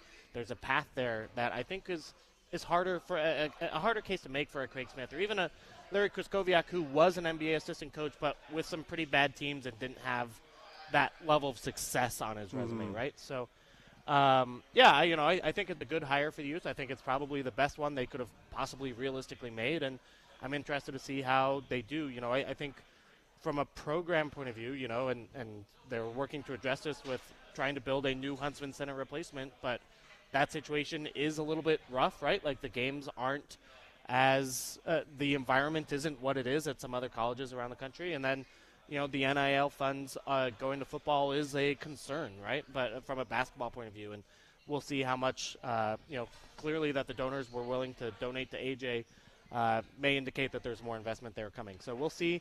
But as far as that hire goes, from my point of view, I think it's as good as they could have done. Do you remember off the top of your head your Final Four? Who you picked to go to the Final Four? I had the most boring Final Four of all time, which is the top 4 number 1 seeds. You had all 4 1 seeds. I did, and you know what? Like, I think there is a real gap between the top 4 and what comes below. And you look on KenPom, for example. Yeah. That there is a clear gap in the net ratings between the first 4 and the number 2 seeds, number 3 seeds, and so on. And I just think that those 4 teams have separated themselves and are most likely to make it. And probably at some point one of these number 1 seeds gets upset, but I don't really know at what stage and by who, because I think they should be favored to win all of those games that they play by at least 5 points. Yeah, and Ken actually made that point on the show, that there actually is a large gap between the top teams and then the next tier. So we'll see. We'll keep you up to date. I think it's the first time I've ever done that, though. Picked complete scratch number 1 seeds in the Final Four. I picked Duke, Houston, then I've got Texas Tech and Michigan State. Tech's at 3 and Michigan State's at 2. But when you fill out a bracket, you know this. Cinderella stories, upsets are fun, but typically Elite 8, Final Four, the cream does rise. Yeah, and I think there's real cream. Like, Duke is awesome, right? And we'll see what happens with Cooper Flagg. But even without him, they played so well in the ACC tournament. Like, Florida's really, really good. I've been really impressed with Houston this year. They were actually my pick to win it all, just with the athleticism there. And Auburn has probably National Player of the Year in Johnny Burke. Like, I think it's just a clear top 4 that has differentiated themselves. It is such a fun tournament, and if you juxtapose it to how painful it's been this year watching our pro basketball team, it's just been fun to be reminded of teams that are serious about winning and care and have passion. Like the first 4 last night, American loses, their star player jacks up his knee, post-game press conference, the coach and the players are just in tears. Yeah. And it just you just don't find that type of passion in pro basketball much anymore. I mean, certainly not in March when, literally half of the NBA stars are sitting and maybe more than half of the teams aren't playing for anything, right? I do think, I go back to last year when the tournament was at the Delta Center and you saw that emotion up close, right? Like what it meant for Kansas and Samford to get that game-winning block that was incorrectly called a foul at the end. I don't know if you remember that game. Or for sure. The Arizona game. I think you just see, the traveling fan bases and the students, and it's a playoffs, right? Like, it matters, and it's one and done. And I love the NBA playoffs, don't get me wrong, and I can't wait for, later spring NBA basketball, but we'll move over into the space of the Jazz now, and Sarah Todd's a friend of the show, and she does a really good job. And she's a good writer. She's a good media member. She asks great questions. So I don't want this to come across like I'm knocking on her at all. But the whole, hey, guys, what we've been doing for 3 years is actually tearing down the house. And now we're ready to build the house 3 years after you move on from Gobert and Mitchell and Bogdanovich and Royce, and your head coach leaves and your general manager leaves. I'm sorry to be cynical, but the rebuild started when you moved on from the bulk of your roster and your coach and your GM. That's just my opinion. Look, to whatever extent, I think you are right. To whatever extent that you don't like that opinion, you should blame the people in the front office of the Utah Jazz and not That's Sarah why Todd, I wanted right? to be clear I wasn't blaming Sarah. Yes. It's clear she's being fed. It's a messenger, right? For sure it is. I think it's really valuable to have that front office point of view out there. I mean, and I hear some of those same things too, right? Like that they feel that this is still part of the teardown. And, I think that's frustrating for Jazz fans who, I think watched the last 2 seasons and were confused about why the team was staying in the middle, and were confused why more trades weren't made, and why they were so happy kind of being in that 9 and 10th spot in both of those seasons when clearly more should have been done. Now, props to them for really embracing the tank this year, right? Like, I think it is ultimately the right move for the franchise to try to get a franchise-changing player rather than a prospect like of Cody Williams. But it didn't have to be this way. And, I do think that is maybe the biggest piece of criticism you can throw in the Jazz's front office direction is that the rebuild, the teardown has taken too long and kind of left them in this position where we are in year 3 since Donovan and Rudy, and the prospects that they have to show for it are in that B or C tier. BYU now has a 13-point lead with 9:55 left in the second. So the other thing that Sarah's piece kind of intimated as a possibility, and look, nobody will be more excited if we're all sitting down on lottery night and the Jazz grab one. Then it's like, here we go, right? Cooper Flagg, for our listeners that may not know, reclassified. He should be a senior in high school. He's going to be 18 during his rookie season. And Sarah's piece kind of intimated that the potential of the Jazz season next year looking a lot like this year could kind of be the reality if they do draft Cooper Flagg. And she even went on to talk about the potential of, as the season ends, you'll be able to trade Lowry this offseason. And she even talked about maybe moving on from Walker, who thinks he's Ray Allen circa 1998 all of a sudden, which is a different topic. That's a tough thing to consider because Walker's really good and Lowry's awesome. But what do you make of that potential? I think it's an option for him. And look, I think that kind of continuing the teardown is more likely if they don't get Cooper Flagg, right? Like if you truly don't get a franchise-changing prospect, then you're really talking about, if you're Trey Johnson is the guy you get out of this draft, let's say at number 5. Yeah, then it makes sense just to tank another year because, again, if you go for the 8th pick in the draft or something, then you're losing out on the odds of A.J. Debonsa or Darren Peterson or Cam Boozer or these really, again, franchise-changing prospects that are at the top of the draft. That being said, with Cooper, maybe all of a sudden because he is so good, because he is kind of game-changing, I think he's one of the best prospects we've seen in the last decade. I think he's a upper echelon number 1 pick, if that makes sense. I would, kind of consider maybe doing something else there and maybe build around Cooper and Lowry and Walker and then try to acquire a franchise-changing guard and see what you have there. But, yeah, look, this is not going to be a short process. The Jazz are not going to make the playoffs next year. It is, and the front office has their eyes open about that. I think when they first traded Donovan and Rudy, their hope was to flip the picks that they received for a star, right? To go big game hunting. And what they've learned is that that's nearly impossible to do if you don't already have a star on the roster. Yeah. And as much as I love Lowry, because one of the things I try to do on the show is look at teams that maybe 2-3 years ago were where the Jazz are at that are playing well now. And the problem with like Detroit is Cade is awesome. The problem with making the Orlando parallel is Paolo is awesome, and I could keep going. Shea with OKC, but they just don't have that dude on the roster right now. Right, and and again, Lowry is a really good player. Sure, and I he think is. he hasn't played that well this season, but I think there's realistic. I think there's a good chance he'll just get back to kind of all-star form in the years to come. But even then, yeah, he's not a distributor. He's not a playmaker. He's a finisher, to use his nickname. And so he needs to be set up by his teammates. He's not really making his teammates better in any real way other than spacing. Right? Yeah.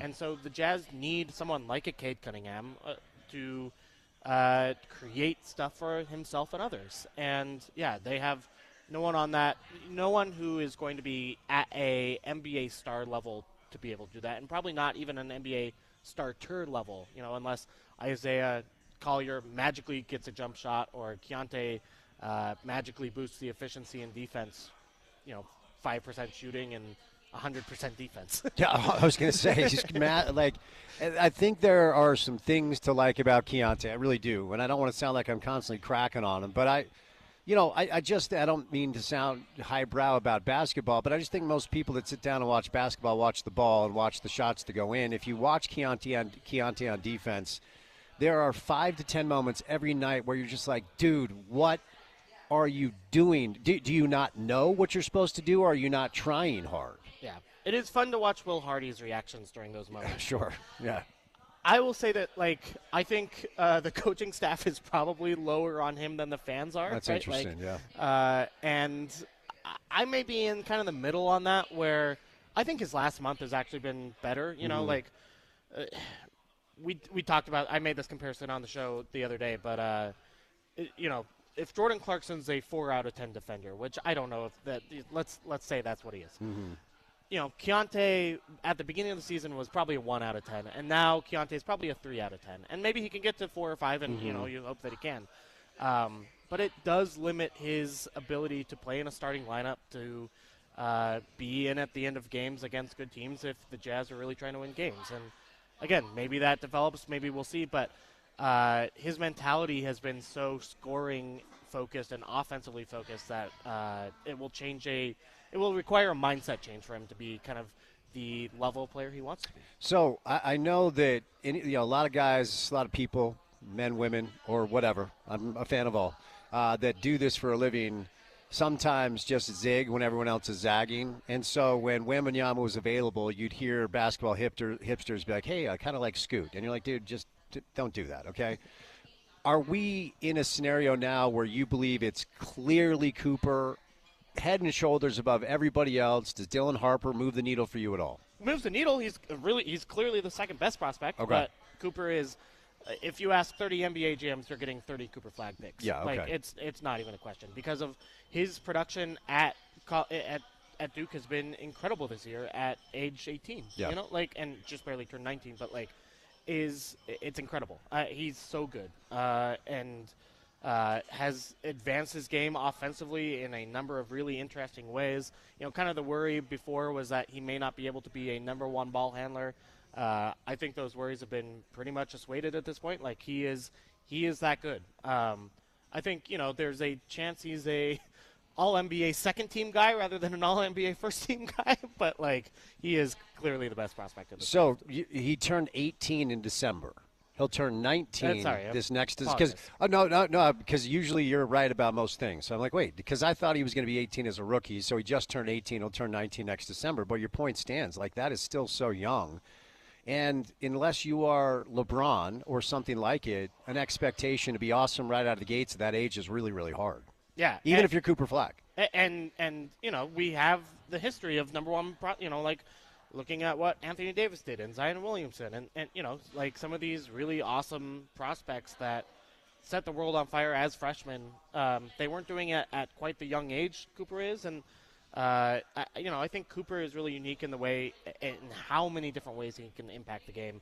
On-ball defense, off-ball defense, as a playmaker, as a shooter, as a creator, as a rim finisher, in transition and half court. I mean, he just does have it all. And I think, he doesn't have it all to a 10 out of 10 degree. He's not going to be one of the 5 best athletes in the NBA when he comes in or anything, but he's just an 8 or a 9 out of 10 at everything, such that, he becomes a really valuable player. And, people have used that Kawhi Leonard comp for him for a long time, and I kind of see it because of the kind of craft he plays with on the floor, and again, that he plays both ends of the floor so well. How many, in your estimation, if we take Cooper off the table, and if the Jazz fall past 1 or 2, so it's not Cooper, it's not Dylan Harper, how many other prospects would excite you as far as, the ability to step in and be pretty special right away?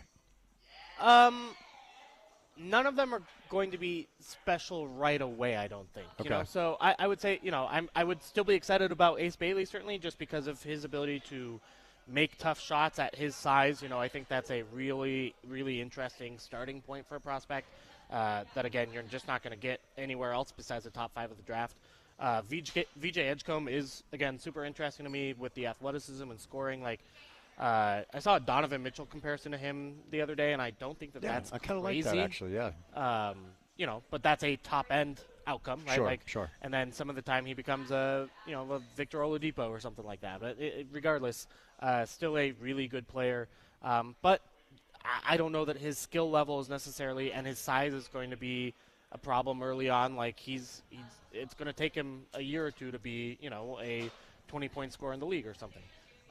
Trey Johnson, again, good scorer, needs to probably up the physicality of his games and kind of the other non-scoring aspects of his game. Jasikionis, or however you say it, I just butchered that, can pass really well and also is disappearing a little bit during Illinois games. So, I think the top two clearly help the Jazz on the court next year. After that, you're talking about more of a project, more of a lump of clay that needs to be molded to be a star in the league. You weren't that bad. It's Kasparis Jasikionis. Jasikionis? Yes, and he had a crazy good start to the year, but to your point, he's fallen off over the past month and a half. But Illinois, as a 6th seed, maybe he can do something. All right, real quick, Washington rolls into town last night, and that's Tankathon 101. Washington wins even though they lose, and the Jazz lose even though they win. What are your thoughts on what happened last night? Yeah, impressed with how poorly Jordan Poole and Marcus Smart played. Right? Yes. To go 1 for 17 from those guys, that's next level. Look, I thought that the Jazz had a brilliant taking move by allowing Walker Kessler to shoot threes. For sure. Just letting 54% free throw shooter take threes all of a sudden is fun and interesting, and also probably really bad for winning. But yeah, the Wizards showed a new level last night, so props to them. The two teams split their games, and the remaining, I believe it's 12 games for the Jazz, 14 for the Wizards. We'll decide it all. What drama? You know, it's tough. It's been tough all year. You and I are of the same mind. It's the right thing to do, but it just sucks. So we'll look forward to lottery night and hopefully something fun that can happen. All right, prior to you stopping by, I'll set you loose after this. Pablo, head coach, RSL, stops by. On the positive side, they've won 2 of 3. On the negative side, Houston is horrific, and Seattle can't win in Sandy. I don't get that at all. But Pablo, Kurt, Jason, all 3 of them on the show over the past couple of weeks, 2 players, sounds like 2 players on the way. Prior to that, I think it's April 30th is when the window closes. Any thoughts on what you'd like those players to look like for this club that needs attacking options? It needs to be attacking options. Yeah. And, I think clearly you look at the output of the forwards, and it's not terrible. I like Ari Peel, but it's just not at Forster and Ari are going to be bottom 5 MLS starting forwards. And if you want to be a playoff caliber team, if you want to have a top 10 offense in the MLS, if you really want to contend, again, you need someone to score those goals, and it can't be Diego Luna all the time. Yep. And so when you look at kind of how Diego's struggled since coming into RSL and being a DP, had the goal last week, which is good, but ultimately, was not a huge difference maker so far. They just need more talent up top, and especially if Diego's going to be playing for the U.S. men's national team from time to time. So, we'll see. But, somewhere on the wing, somewhere in the middle, just 2 attacking players that you can be kind of versatile with. And then I think, ideally your defense would upgrade, but I just don't know how you make that acquisition at this point. Like, right back is clearly a point that could improve, but it's hard to find right backs. It just is. Well, Dallas in town, RSL back home. I would imagine Andy will be at the match, yeah? We'll be there, yep. Okay, I'll let you. Is that a French dip you grabbed? It's a French dip, yes, sir. Enjoy your sandwich, man. Great to see you. You too. The great Andy Larson. All right, we've got 2 hours down. We've got 2 hours to go. Andy stops by today, courtesy of our friends at Ogden Clinic Hadley Dermatology. We've got locations in Bountiful, Layton, West Point, and Roy. Okay, so here's the deal. They've given you a bunch of different options and discounts and deals that you should take advantage of. Namely, if you are like me and you are in the sun all the time, once the sun starts to shine, if you're golfing, if you're biking, if you're hiking, well, you should know that the state of Utah is the #1 state in the nation per capita in skin cancer diagnosis because essentially we live in the desert. So if you have not had a comprehensive consultation, a checkup, they're offering that for free, which is insane, okay? So it gives you peace of mind if you have nothing going on, or if there's a little something they notice, you can stop it before it gets too bad. That, to me, is the biggest call to action for my friends up at Ogden Clinic Hadley Dermatology. They're also offering discounts on Botox. They're also offering discounts on laser treatments as pool season is almost here. You don't want to take your shirt off and look like a gorilla. And if your child is struggling with acne, they have great acne treatments with discounts available as well. So it's a bunch of different deals. Whatever you need, you should definitely do it through our friends at Ogden Clinic Hadley Dermatology. Pick up the phone and dial 801-657-5664. That's 801-657-5664, 801-657-5664. Just make your appointment with them via phone, or you can visit them online at hadleydermatology.com. All right, we'll update you on the Madness of March. BYU looks like they're going to run away with it with a 13-point lead now, make that a 15-point lead under 5 minutes left. It would take a massive VCU comeback.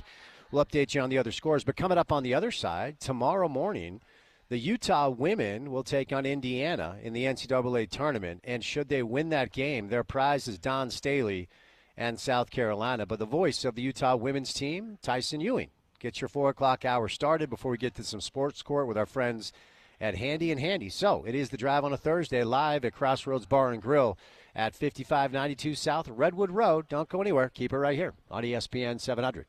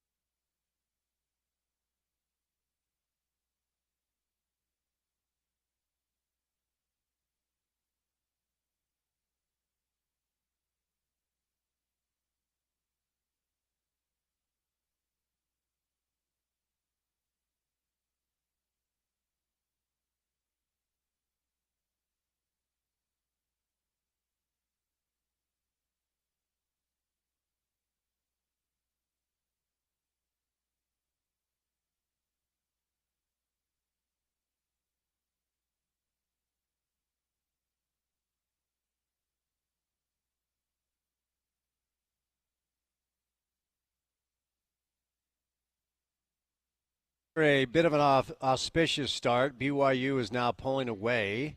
They've got a 12-point lead with 2:10 left in the second half over VCU, 72-60. Keep you up to date on some of the other games going on. Gonzaga is curb stomping Georgia. They're up 20. We did have our first 5-12 upset. McNeese beat Clemson. They were up 31-13 at half, and then they held on to win by 2. So we'll get to more of the madness of March. And speaking of the madness of March, the Utah women are in action coming up tomorrow, taking on Indiana. The Utes are an 8 seed. Indiana is a 9 seed. Our next guest, the voice of the Utah women's basketball program. Great to have Tyson Ewing back on the show on a Thursday. Tyson, how are you, man? Been too long. I'm good, Spencer. How are you, sir?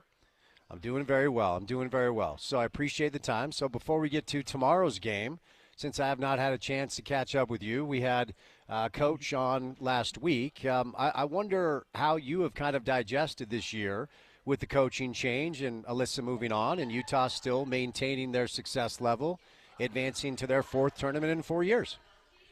Well, I think the overall season has been very, very strong. I feel especially with the coaching change, there's a lot of uncertainties on what might have happened, but keeping things uniform is the way that was at the beginning of the season, having Gavin step in and basically have it go as seamless as it possibly could has been extremely positive. Obviously a little disappointing down the stretch as far as the result of games goes, but Utah did bring back, I guess I should say now, a good majority of their starters minus Alyssa last year. And so I think they had expectations from not just us in the media and the local media, but national media as well to return even without Alyssa Peely. And they've obviously done enough to be right back in the situation again.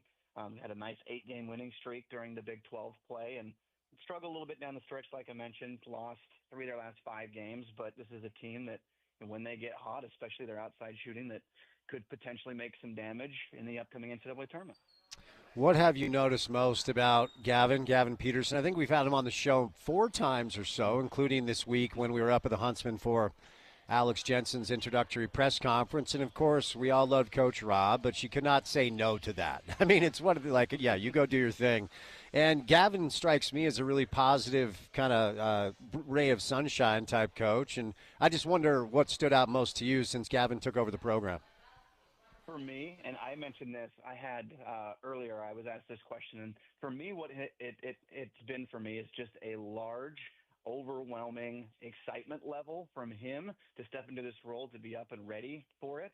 As far as the team goes and the way that they've reacted, it's been so fun to see how they have been able to just seamlessly take his energy and continue to move on. For me, what I've loved about Gavin is it just appears, and this is obviously no disrespect to Coach Rob at all, but it just appears as though Gavin brings this kind of, he's from Hawaii, first of all, so he kind of brings this kind of calm sense of like, you know what, everything's good, everything's fine. When he gets between the lines, obviously, he can be extremely intense, especially in practice, being able to attend several practices. But what I've loved about him and what I've noticed most as far as a change would go is it just appears as though Gavin's a little bit more down to earth, maybe might be the best way to word it. He's a lot more just let's have fun type of coach outside of when it's between the lines. He's a guy that you can easily talk to about anything. And like you said, you had him on last week. I listened to that interview and good 20 minutes of where you were able to just have a nice, cool, calm conversation with him. And that's one thing about Gavin that he brings to every single day when you go and you talk to him about the game of basketball. But that's really, for me, that's where I would say has been the biggest change. But everything else, obviously they were together, I should say, for 12 years in a row. And a lot of the style of play that Coach Lynn had, he's been able to adapt and bring it, I guess, continued with this team. So not a lot of change other than just like I said, I feel like he's a little bit more, kind of cool, calm, and collected type. Have you noticed any schematic difference? And Gavin he gave me a little bit of a side eye when I said you were kind of like the defensive coach for Coach Rob, right? And he took an issue with that. He's like, "Come on, I'm the head coach. I do it all now." But and he was very upfront and honest about kicking the tires with Coach Rob throughout the course of the season to kind of get her take on things. How can he improve this or that or whatever? And, ultimately, whether it's, Coach Eiler taking over for Craig Smith or Mike Bajakian taking over for Andy Ludwig, when a good system is in place, you're not going to try and reinvent the wheel. And Coach Rob took this program to places that it hasn't been a number of years. But is there any sort of a different schematic approach after the coaching change? I would say no. To your question, what you asked him last week, he would say that he necessarily wasn't the defensive coordinator. I would say that kind of shifted when they kind of changed their style of play, because I would absolutely say that he was, quote, the defensive coordinator up until about 2020, 2021, when they made that shift and when they were going to start playing this type of basketball. So, but as far as the way that they're playing now, these last 4 years, the one thing I've noticed is that there's a little bit more mid-range jump shots, and I mean that in one specific player. Gianna Neepkins is the type of player that can score from every facet, and what I've seen is that it appears, at least, that Gavin is more than okay in allowing, especially in certain situations, Gianna Neepkins to go one-on-one and stop and pop in the mid-range. When it felt like for the last 3 years and 5 games before Lynn left, very little times did we ever see anybody take a mid-range jump shot unless it was desperation. But now we're seeing players like Gianna. She's really the only player that's we've noticed that's taking those jump shots on a more frequent basis. But Gianna will, in the rhythm of the offense, stop and pop and take a mid-range jump shot. So other than that, schematically, I have not seen very many changes at all, both offensively or defensively. And the year that Gianna has had, if she wants to take mid-range or take threes or whatever you want to do, just let her do it. And she's not new to the program. But, the question after Alyssa took off with really a special record-setting, sojourn with the Utes was who's going to step up. And like I said, it's not like Gianna's new, but it feels like she's taken up this, next level of leadership and production because she's been one of the best players in the conference all year long. You're absolutely correct. She's a player who there were a couple of instances in the last 2 years with Alyssa.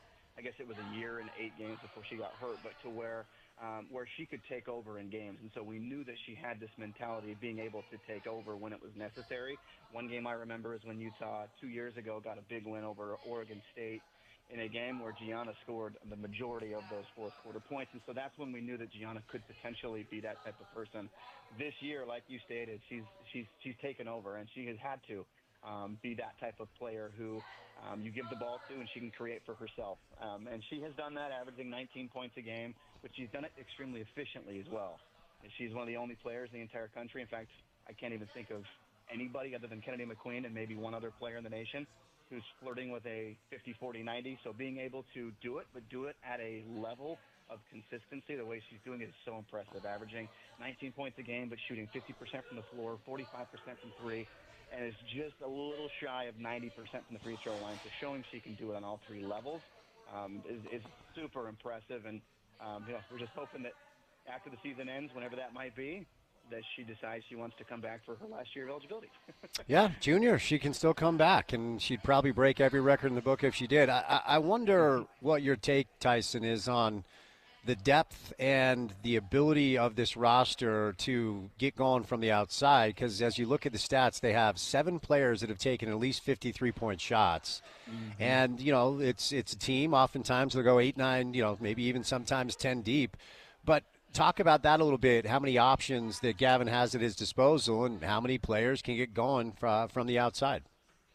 Well, that's the one thing that has been so impressive this year is that they can rely on players off the bench. You think of Reese Ross is one that comes to mind. Obviously, you talked about Maddie Wilkie. She obviously hit a huge shot a couple of weeks ago. Both of those players consistently coming off the bench. I'll start with Reese because Reese is the type of player who prototypically she appears as though she is the type to just go and attack the basket, but she's also the player that can step back and knock down a 3. Reese, on the season, she's one of the players that has shot 53, 16 of 50 this year. So shown that she can knock down that 3, shooting 32% from beyond the arc, but Maddie Wilkie is a legit 3-point shooter, one that we are extremely lucky to have coming off the bench. She, this season, shooting 43%, one of those other players that's flirting with the 50-40-90 from beyond the arc. So if you have, I've already talked about it. Kennedy McQueen is another player that averages 50, 40, 90. If you have three players that can consistently shoot the way that Utah can, you're going to be able to be in any single game, in any game that you are a part of. And, other than a couple of games that we can think of that maybe they just kind of shot themselves out of it, when you have the ability to knock down shots the way Utah does, like I said, I feel like they're able to be in any game. And this style of offense that you think back to when Lynn brought it in and Gavin Peterson has continued to run it, it's an offense that basically requires you to have to take the outside shot. A player that came in that was not doing that, Maya Torre, has taken 78 three-pointers this year. She's hit 22 of them. Before this year, her career high in three-pointers made in a season was 12.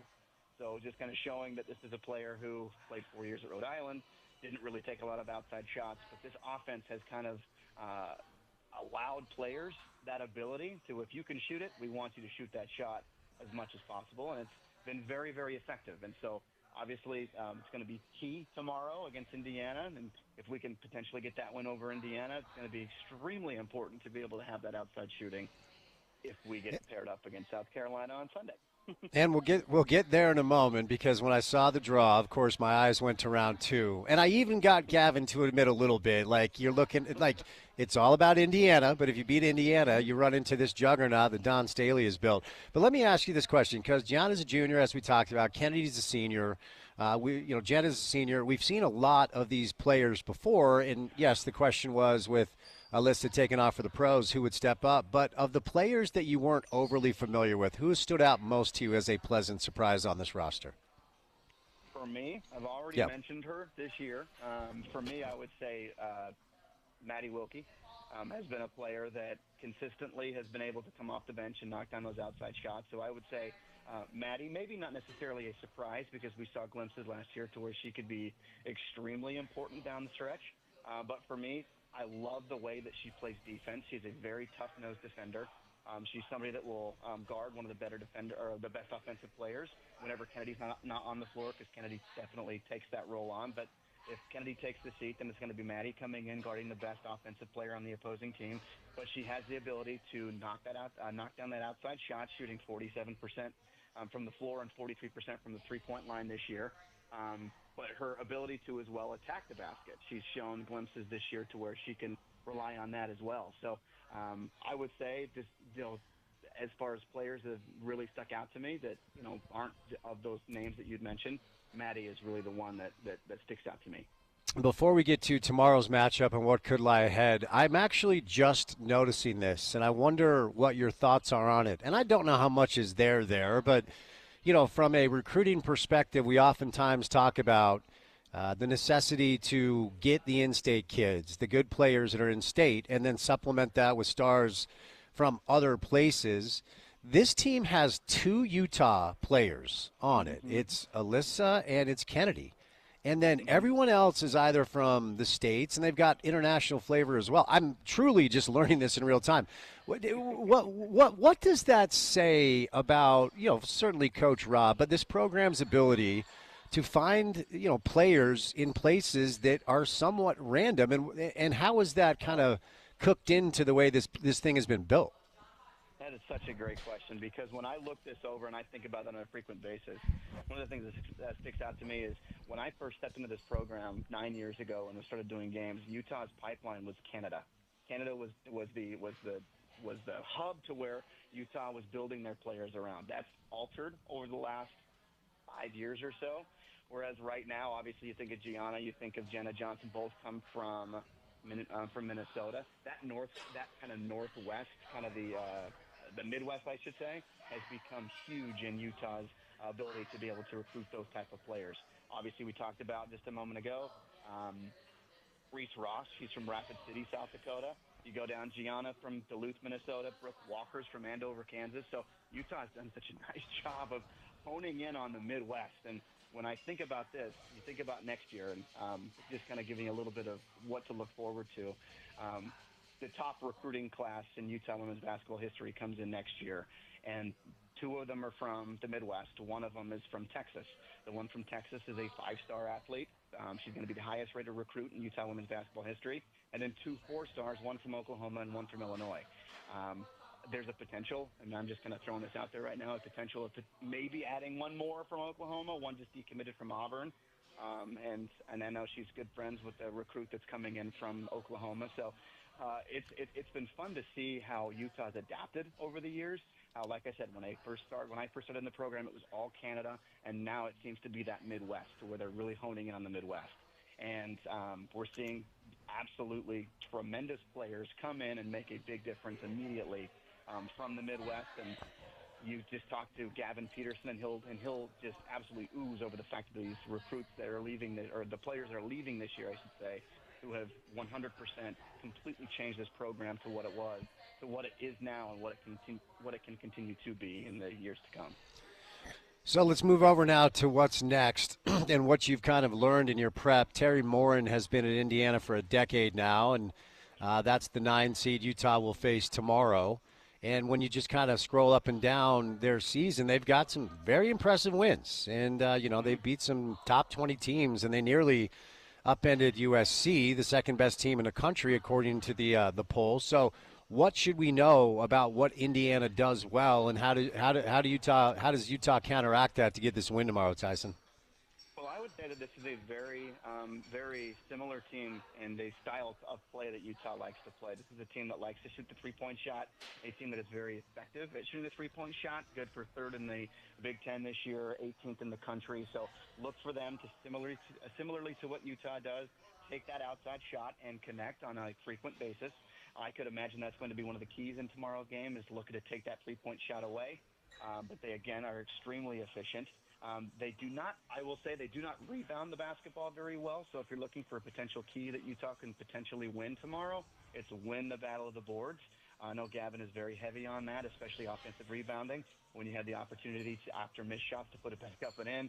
This is a team in Utah that likes to crash the glass, but Indiana is not a very good rebounding team, so that could be an edge that Utah could potentially have. And really, other than that, like I said, very similar style of play to Utah. They don't turn the ball over very much. That might be a difference. Utah has kind of struggled to turn the basketball over lately, but Indiana does not turn the basketball over too often. So those are kind of three areas: the three-point shot, rebounding, and then turning over the basketball. That could be keys in tomorrow's game for Utah to potentially come up and get the win in South Carolina. So, I do have a quick jazz, because you're still doing the jazz stuff, aren't you, Tyson? I am, yep. Okay, so I have a quick jazz question for you, but before we get there, of course, we know that if Utah does beat Indiana, they will advance on to play this juggernaut that Don Staley has built.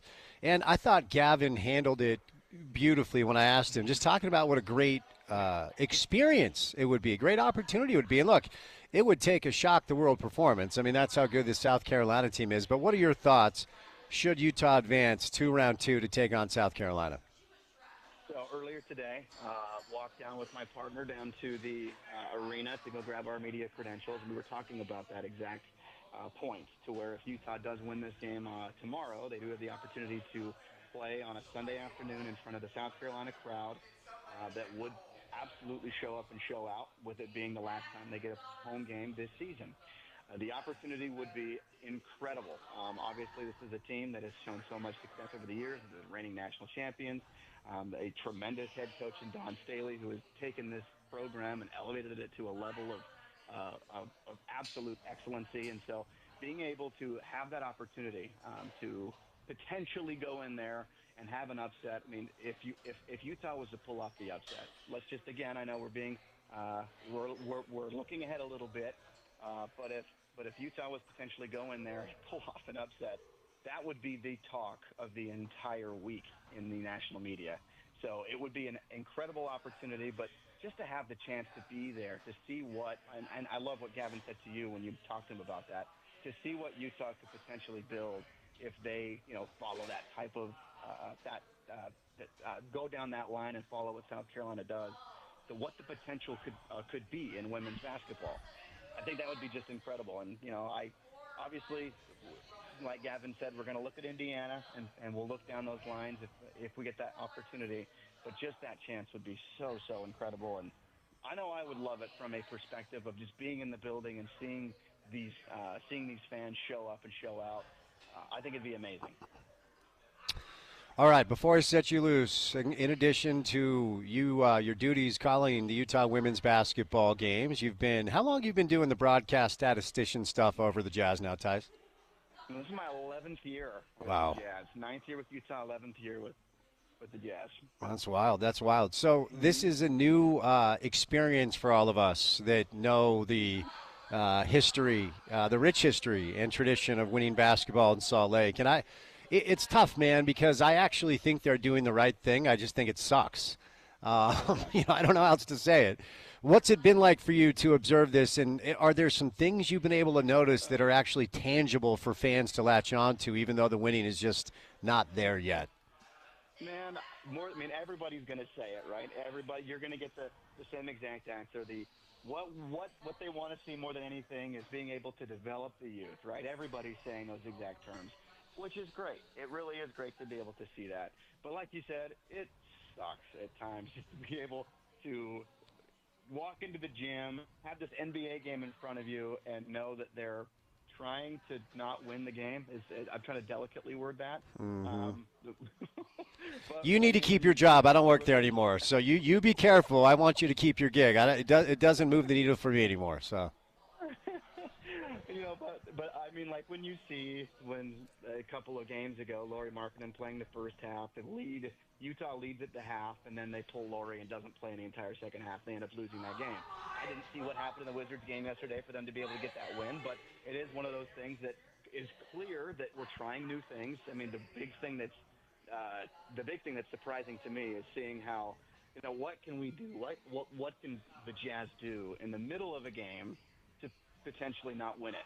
Well, let's put Walker Kessler in a position to where he sets a screen, pops out, they play a pick and pop, and he shoots a three-pointer from straight away. It just kind of seems a little odd, but you know what? It is, although it does at times, like you eloquently put it, suck. It is going to be interesting to see what they decide to do and how this roster will look in the upcoming years, whatever draft picks they might get. Either way, it is definitely interesting, and I can't wait to see what they decide to do, whatever it is. Well said, buddy. I'm stunned you weren't locked into Jazz Wizards last night, but I'll give you a pass on that one. All right, dude. I appreciate the time. Have a great call tomorrow. Thanks, Tyson. Okay, thank you. We'll talk to you later. All right, Tyson Ewing, the voice of the Utah women's basketball program. The Utah women are in action coming up tomorrow at 11:30 a.m. Mountain Time. It's Utah, Indiana. Utah's the 8th seed. Indiana's the 9th seed. Television coverage is on ESPN2, but of course you can hear that game on our radio station. And Tyson joins us today, courtesy of our good friends at Burt Brothers. So, if you need anything done to your car, Burt Brothers is a one-stop shop for everything you need. Over 30 years of experience and nearly 30 locations. Burt Brothers ASE certified technicians bring expertise and professionalism to every location. Your one-stop shop for reliable repairs and maintenance, from tires and alignments to fluids and brakes. They offer a full range of automotive services. Value tire options such as Americas and Summit tires, starting at just $69. Stop by one of our Burt Brothers or Tire Busters locations today or schedule an appointment online to experience the trusted service that has made Burt Brothers a Utah favorite for over 3 decades. Burt Brothers, doing it better since day one. More information can be found online at burtbrothers.com. All right, it is official. BYU advances. They took care of VCU 80-71 after a little bit of a hairy first half. BYU closed the first half strong, came out on fire. VCU made a little bit of a push at the end, but a pretty comfortable win for BYU over a good team. They're going to advance to take on Wisconsin in the round of 32. We'll update you on the Madness of March as we broadcast live today with our friends at Crossroads Bar and Grill at 5592 South Redwood Road. Come on by and say what's up. Andy Larson in the house, grabbing some food, watching some hoop. And we'll bring in a little sports court with our friends from Handy and Handy. Coming up on the other side on a Thursday drive right here on ESPN 700.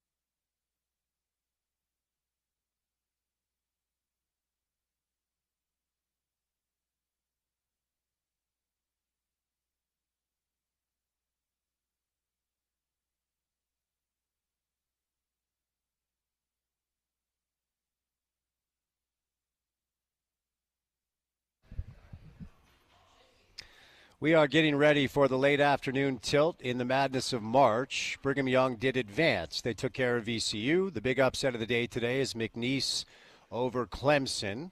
And we'll get back to some March Madness coming up in just a bit, but it is Thursday, and you know the deal. Thursday, just around this time, it's time for Sports Court with our good friends from the law firm of Handy and Handy, and we are reunited, and it feels so good. I'm not going to lie, Garrett and Preston, I was concerned that you guys had a falling out. I'm glad you guys are back together. How we doing? Yeah, all together here today, Spence. Good to have the team here. For sure. Great stuff. Good to have you both with us today. So let's start with a story out of the world of Major League Baseball. The Phillies, they're suing over what is a potential sale of analytics software to rival teams. Interesting stuff here. What's going on? Yeah, Spence. I mean, analytics, as everyone knows, has become a huge part of sports these days, and a lot of teams, all teams, rely on analytics to some degree or another, and even making decisions. Well, the Phillies have a contract with a group called Zalus and Teamworks Innovations, where they have paid millions of dollars to have this platform perform analytics for them. And I was interested to see all of the analytics that it provides. It provides things about baseball operation decisions, player evaluation perspective, trade analysis, roster construction, on-field strategy, and this is about other teams in the Major League Baseball. Well, and so they go to the table with these two to talk about their contracts and they claim they have an exclusivity of contract. Well, come to find out, Zalus and Teamworks want to somehow modify this contract, and they want to sell it to other teams. And what the Phillies says, they say, hey, hold the phone. We've been paying you millions of dollars, part of the agreement. And I think this is the key to the contract. We had an exclusive contract that you don't sell us to other teams, only we have it. No doubt other teams have other platforms and are using analytics software and that type of thing, but I think what Zalus and Teamwork saw is that they're making a lot of money on this, and they wanted to expand, who they could sell this to. So Phillies just this week, they went ahead and sued both of them in federal court, and what they're seeking is initially a preliminary injunction because they're claiming that this would cause irreparable harm. That is the standard for a preliminary injunction. So this is just getting started. We'll see where it goes. It's going to come down to a contract issue and what the terms and understanding and expectations of the contract was. All right, Garrett, what do you got on this one, bud? Well, yeah, analytics is a big deal. I mean, I found out the Phillies have they call it their R&D department, their analytics department. They have 41 employees in-house that handle analytics, and then as Preston talked about, they outsource it to this analytics company. I mean, this is Moneyball. I remember when analytics was a nerdy guy like Jonah Hill, right? Just doing analytics, but it is big business and big dollars involved. All right, moving over to a story out of the world of tennis. The ATP and the WTA sued by, I don't even know what this means. Okay, so something's going on with tennis. People are being sued. Please make sense for us idiots out here. Well, and this is the problem with it. Tennis is complicated. You have all these tennis players that are essentially independent contractors, right? I mean, they don't have collective bargaining like we have in other professional sports.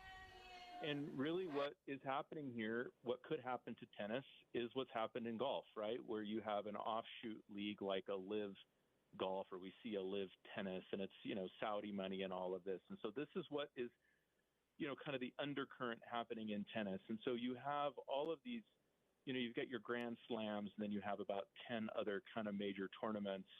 And then you have these governing bodies in tennis, the International Tennis Federation, the International Tennis Integrity Agency, that's the anti-doping agency. And then you have the ATP, it's the men's tour, and the WTA is the women's tour. And so what's happened is the players have formed an association, and they have sued these entities and basically saying this is a cartel, and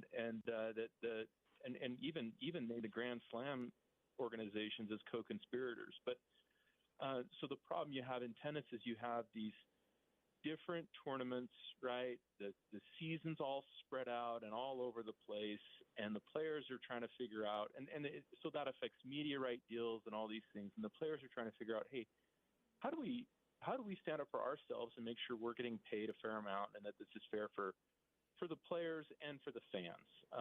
And so, of course, this is an antitrust lawsuit, something we've seen and talked about a lot, right, where they're saying this is an anti-competitive practice and that the Grand Slams and the tours, that what they're trying to do is they're trying to suppress wages and they're trying to suppress competition. So this thing's just heating up, but I think what comes of it potentially is maybe an overhaul of tennis and how it's organized into something that is a little more cohesive and fair for players. Pospisil was a legal term and not a name of a player, so that's on me. Preston, what do you have on this one? Yeah, this is kind of surprising stuff. And when I first saw it, I thought, oh, this must be kind of the minor leagues of tennis. But no, one of these governing bodies actually governs the Grand Slam tournaments. And some of the things they're talking about, are a point system that kind of goes into this. They want to control NIL, and I'm thinking, can that really be? These are professional athletes, and they can go out and get their own contracts. And one of the defenses that these governing bodies might come back and say is, hey, you know what? You guys entered into a contract. You knew what it was. We're the governing bodies. We get to control this.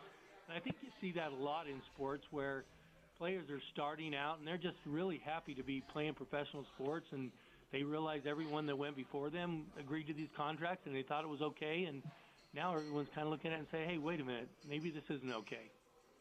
Moving over to the world of boxing, a pay-per-view promotional platform named FanMino has sued Ryan Garcia and his promoter, Golden Boy Promotions, for Garcia allegedly backing out of fight. Gentlemen, what's going on here? Yeah, Ryan Garcia, my favorite lightweight boxer, because I'm watching all that stuff. Oh, I know you are, Preston.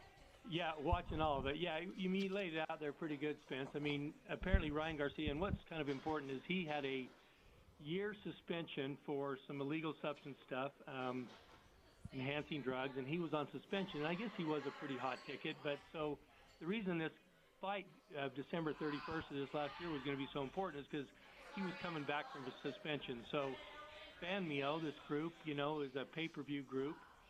They were really promoting this fight and getting ready for it, and they put out $1 million and they projected to earn $10 million. Well, what happened was Ryan Garcia, at the last minute, he and his team, his promotion team, they came out and said the fight's not going to happen. He's got an injured hand. So what happens? Everyone that's been promoting this, all the pay-per-view people out there who have done it, and in the end, the big loser's FanMio. So they have sued him. And they've made a bunch of allegations, and one of them is, breach of contract. But they've also, said fraud, meaning that, this injury thing, you've misrepresented this, and we relied on it. You said you were going to fight, we relied on it. So I think an interesting twist about this is Garcia's camp's going to say, wait a minute, FanMio, you're a promoter, a pay-per-view. We didn't have a contract with you. We had a contract with whoever was putting on the fight. And, FanMio is going to say, but wait a minute, we did have an agreement. We were going to be the ones doing the pay-per-view. So, that may be one of the issues that comes up. And, it's a breach of contract and just getting going. And, I think they definitely have damages that they can prove. Question is whether there was a breach. And I think the big issue is they'll come in with medical records saying, hey, yeah, his hand was bad and he couldn't fight. But apparently they heard stuff behind the scenes that made him think that this injury wasn't real. All right, Garrett, what do you have here, pal? Yeah, I think that's what it'll come down to is did he have a legitimate reason? I mean, he says he had this wrist injury, but FanMio says they don't think he ever even intended to participate, that it was really, they just sabotaged the whole deal. So it could come down to if he had a legitimate excuse under the contract. All right, for our next story, I feel like it's just appropriate for me to simply read the headline. High school sprinter charged with assault after striking competitor in the head with metal baton during track race. Kind of self-explanatory there. What's going on with this one? It is, and there's a video of this incident. It's all over the place. It's worth watching if you want to pull it up. But, usually we probably wouldn't be talking about two, high school athletes in a criminal case, these sorts of our cases end up in juvenile court, and there's some anonymity for juveniles, but it's all over the place. Both of these girls have been on Good Morning America to talk about it. And so the one runner, she's passing her on the corner, and gets whacked in the back of the head with a baton. And really, she's, again, the one runner who, hit her. I think her last name's Everett. I mean, she came out with a statement and basically said, I didn't mean to hurt her. But she's been charged with assault in Virginia. And so it's out there, even though these are juveniles, and we know about it. And so everybody can watch the video and judge for it, whether it was really, it's going to come down to whether this was intentional or not, right? This is a criminal charge. And so intent really matters. And that's going to be her defense, I think, is to say, well, I was just swinging my arms and I was off balance and accidentally hit her in the back of the head. I didn't mean to hurt her. And so we'll see if, again, watch the video and you can kind of decide for yourself if you think there's intent there. All right, Preston, you're up. Yeah, well, I mean, you think of this being a sport, and and contact happens in a lot of sports, and the question is, does this fall into the the elements of a crime, where they could prosecute this? And assault is defined as, criminal assault is attempting to inflict immediate offensive physical contact or bodily harm, where one has the present ability to inflict and puts the victim in fear. All you got to do is watch this video. You watch it from different angles, and you're not sure. She says, oh, that was my natural swing of arm. But if you watch it from behind, you see her turn her head and just whack this girl on the head. So clearly the city attorney or county attorney, whoever's bringing these charges, looked at it, felt like it met the elements, and is pursuing it. Okay, final one of the day today. It is March Madness, which means there will be snubs. And West Virginia, if you look at the data, they were snubbed. Okay, I'm not saying they're not, but I believe it's the governor has taken this rather personally and is looking to maybe take it a couple of steps further. What's going on with this one? Yeah, this is really March Madness, Spence. As you mentioned, West Virginia didn't get into the dance, and people out there think they probably had a better argument than a number of teams, especially North Carolina, who got into it. But Governor Morrissey, he comes out and saying that he wants to pursue legal action. He says that he wants the Attorney General to investigate the NCAA tournament and determine if there were backyard deals, backroom deals, corruption, bribes, a nefarious activity occurred during the selection process. Well, that might happen and probably won't, but any resolution will probably come too late. My hot takes are that he may have had a close election back in November, and he's looking to, garner some votes in favor with all the people out there. Second is, if he's going to make quotes about the tournament and use the word seeding, S-E-A-T-I-N-G, he ought to realize that it's actually seeding in the tournament and get familiar with the tournament. And final thing is, West Virginia's coach, his name escapes me, when this came out, he made a hot move to take the Indiana job, and so he's out of there. Doesn't need to sit and listen to everyone's complaints about it. Yeah, Darian DeVries, he's high speed ahead to taking that Indiana job. Good knowledge there, Preston. All right, Garrett, you get the final crack of this one. Well, part of the conspiracy here is that the head of the selection committee is Bubba Cunningham, who is North Carolina's athletic director. And so West Virginia gets snubbed, and guess who gets in? North Carolina, right? And part of the West Virginia governor's, allegation here is that as AD of North Carolina, he gets an incentive, right? Potentially a pay incentive for having his team make the big dance. And so, again, it does look. He's saying it doesn't pass the smell test, and yeah, there's always snubs, right? It is March Madness, but whether this turns into a case or not, I'm doubtful. Okay, gentlemen, for any of our listeners on this Thursday who have any legal questions, how can they get a hold of you? Over at Handy and Handy. Yes, Spence, we'd love to hear from anyone out there about their legal issues and serve as a legal resource, especially in the area of personal injury law. We handle personal injury cases. Look us up in our website at handylawutah.com. You can learn all about us and submit any questions, or just give us a call at 801-264-6677. You'll talk to either me or Garrett and talk about your issues. Okay, gentlemen, great to have you both back. Have an excellent weekend, and as always, go Utes. Go Utes and go Alex Jensen. Go Utes. There we go. Love it, love it. There they are. Garrett and Preston Handy from the law firm of Handy and Handy. Want to give a shout-out to my friends at IFA Country Stores. Before we catch our final break of the 4 o'clock hour and launch into the 5 o'clock hour of the program, the sun will shine once again. And in cold beer or a cocktail or a water or soda if you don't roll that way. We're at Crossroads Bar and Grill. Soda if you don't roll that way. We're at Crossroads Bar and Grill today on the west side. Porter can't relate. These are my people. He is in the plushy, cushy Broadway Media Studios back in downtown Salt Lake, where I'm out communicating and mingling with the common man because that's who I am. He doesn't understand. But the address is 5592 South Redwood Road. 5592 South Redwood Road, Crossroads Bar and Grill. All right, 3 hours down, 1 hour to go. We got the drive at 5. Then we're going to bring in the TV voice of the Utah Jazz, Craig Bolerjack, and we will say goodnight at 6 o'clock on this Thursday edition of The Drive right here on ESPN 700.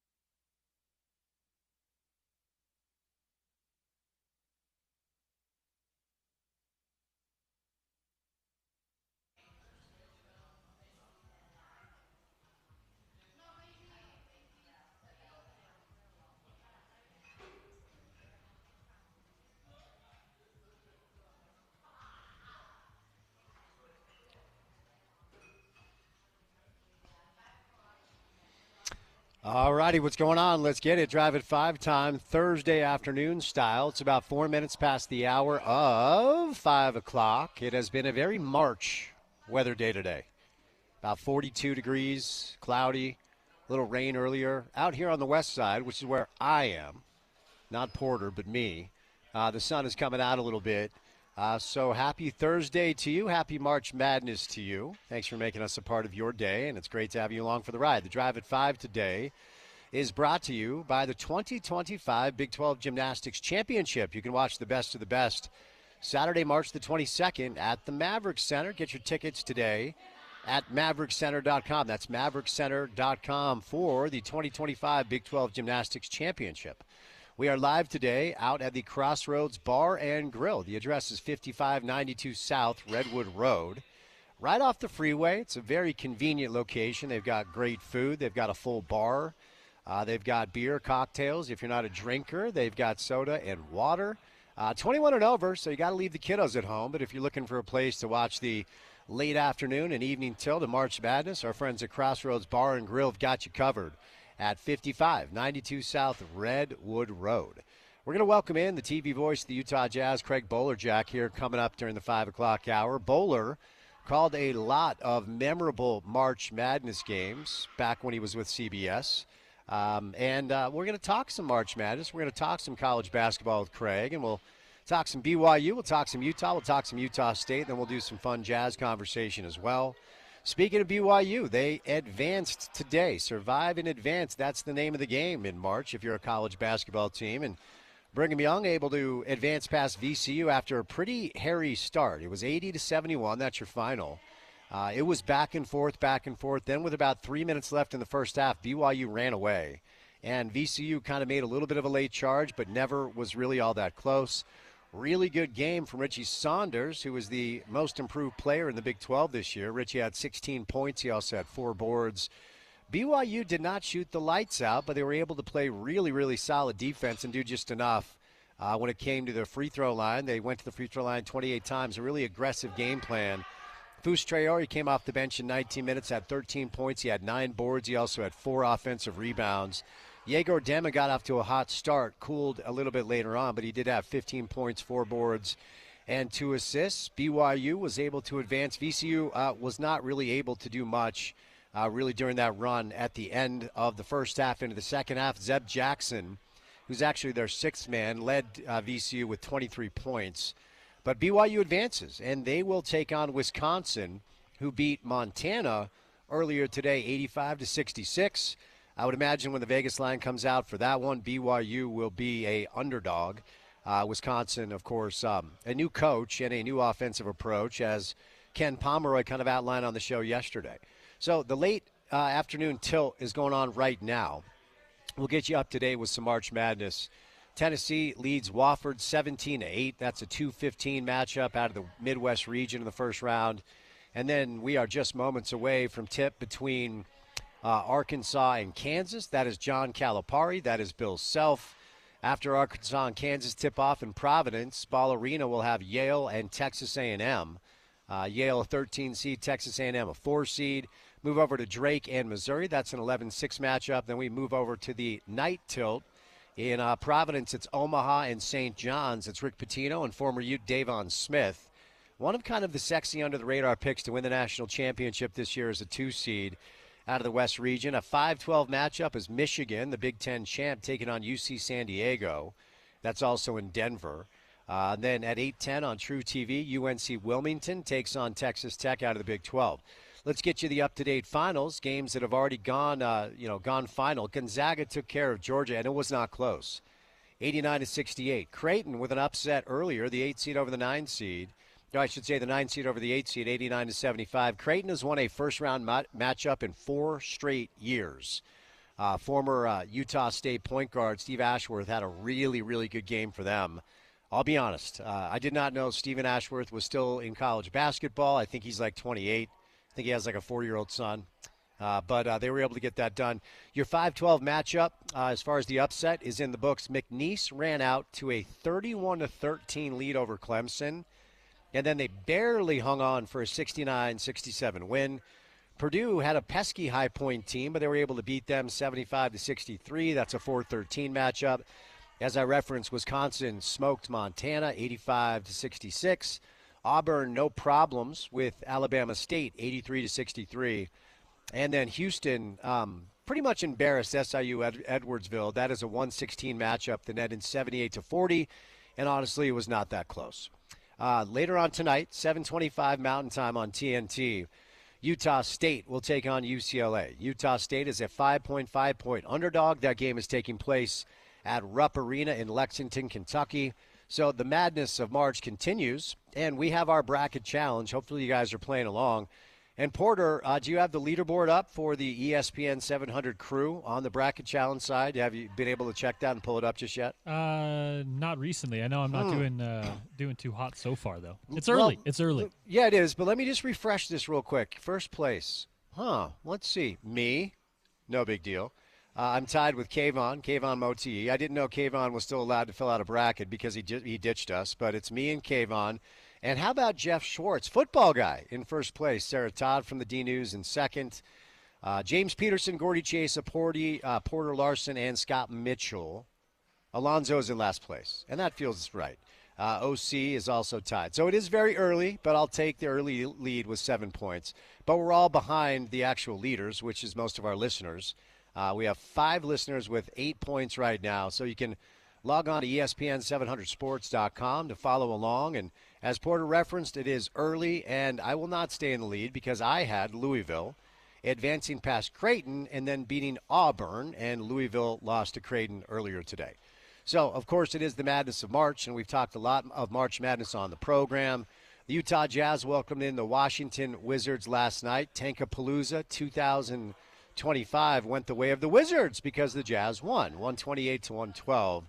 The Jazz will welcome in the world champs Boston Celtics coming up tomorrow night at the Delta Center, just so you know. So a busy night of pro basketball. Tonight does not include the Utah Jazz. Andy Larson hopped on the program earlier today. If you missed that conversation, log on to our podcast page of the website. We talked a lot about prospects, a lot about some of these young players that you guys, if you're Jazz fans, you can watch in the NCAA tournament. If you're wondering exactly why the Jazz are doing this, you should check out Duke, of course. And if things go the right way, Duke could advance in the second round to take on Baylor. And if that's the case, Duke will take on Mount St. Mary's tomorrow. And then Baylor, Mississippi State will take place tomorrow as well. If Baylor and Duke advance, you will see Cooper Flagg and VJ Edgecombe on the same floor. Now, VJ is thought to be a top 4 prospect. Problem is the other prospects in the top 4 are Ace Bailey and Dylan Harper, and Rutgers didn't even make it out of the first round of their conference tournament, so they go home. But yes, the March Madness tournament is oftentimes a opportunity for NBA fans to watch some prospects to, give you a little bit of encouragement as to why your team might be in a rebuild, and the Jazz certainly are in a rebuild. RSL will take on FC Dallas coming up on Saturday back at the Riot. Yes, I still call it the Riot. Caught up with Pablo Mastroeni earlier today. Some interesting stuff for RSL fans if you missed it. Pablo surmised that there are 2 players that they have spoken to over the past number of days that he believes they'll get basically past the dotted line prior to that April 30th trade deadline. April 30th transfer window is what they call it in professional soccer, and we're told that a 9 could be on the way and another winger as well. RSL this weekend will be without Diego Luna, who is with the U.S. men's national team, and the U.S. men's national team is actually playing right now. They just got going in I believe it's the Leagues Cup, or the CONCACAF Nations League. Way too many cups, man. I'm just over all the cups in soccer. Too many cups, but the Nations League is going on tonight, and it's U.S. and Panama. This is kind of a big game. U.S.-Panama, right? They kind of need it. It's not a big game. Andy Larson is still here. He's our soccer expert. So it's just an opportunity to hopefully watch Diego play tonight, right? Diego Luna. So U.S.-Panama on the 13th minute, and then later on it's going to be Canada and Mexico. Dominic Marksuk is also with Poland for their World Cup qualification, so he is not going to be with the team coming up on Saturday either. So RSL hoping to continue their winning ways after grabbing a win on the road against Houston, and then that came off the heels of a loss against San Diego. But prior to that, the home opener in MLS play went RSL's way, as Seattle just can't win down here. It's kind of a weird thing. But a lot going on right now. Big 12 Pro Day for Utah football players. Caleb Lohner running a 4.640, which is noteworthy because he has never trained really for the 40 as a basketball player who just started playing football this year. Caleb's a big-body kid, man. I wouldn't be surprised if somebody takes a shot on him. All 4 of his catches for the Utes this year ended in touchdowns, had 4 touchdowns at the goal line. So a little bit of college football. Kind of a quiet time, of course, right now in both pro and college football.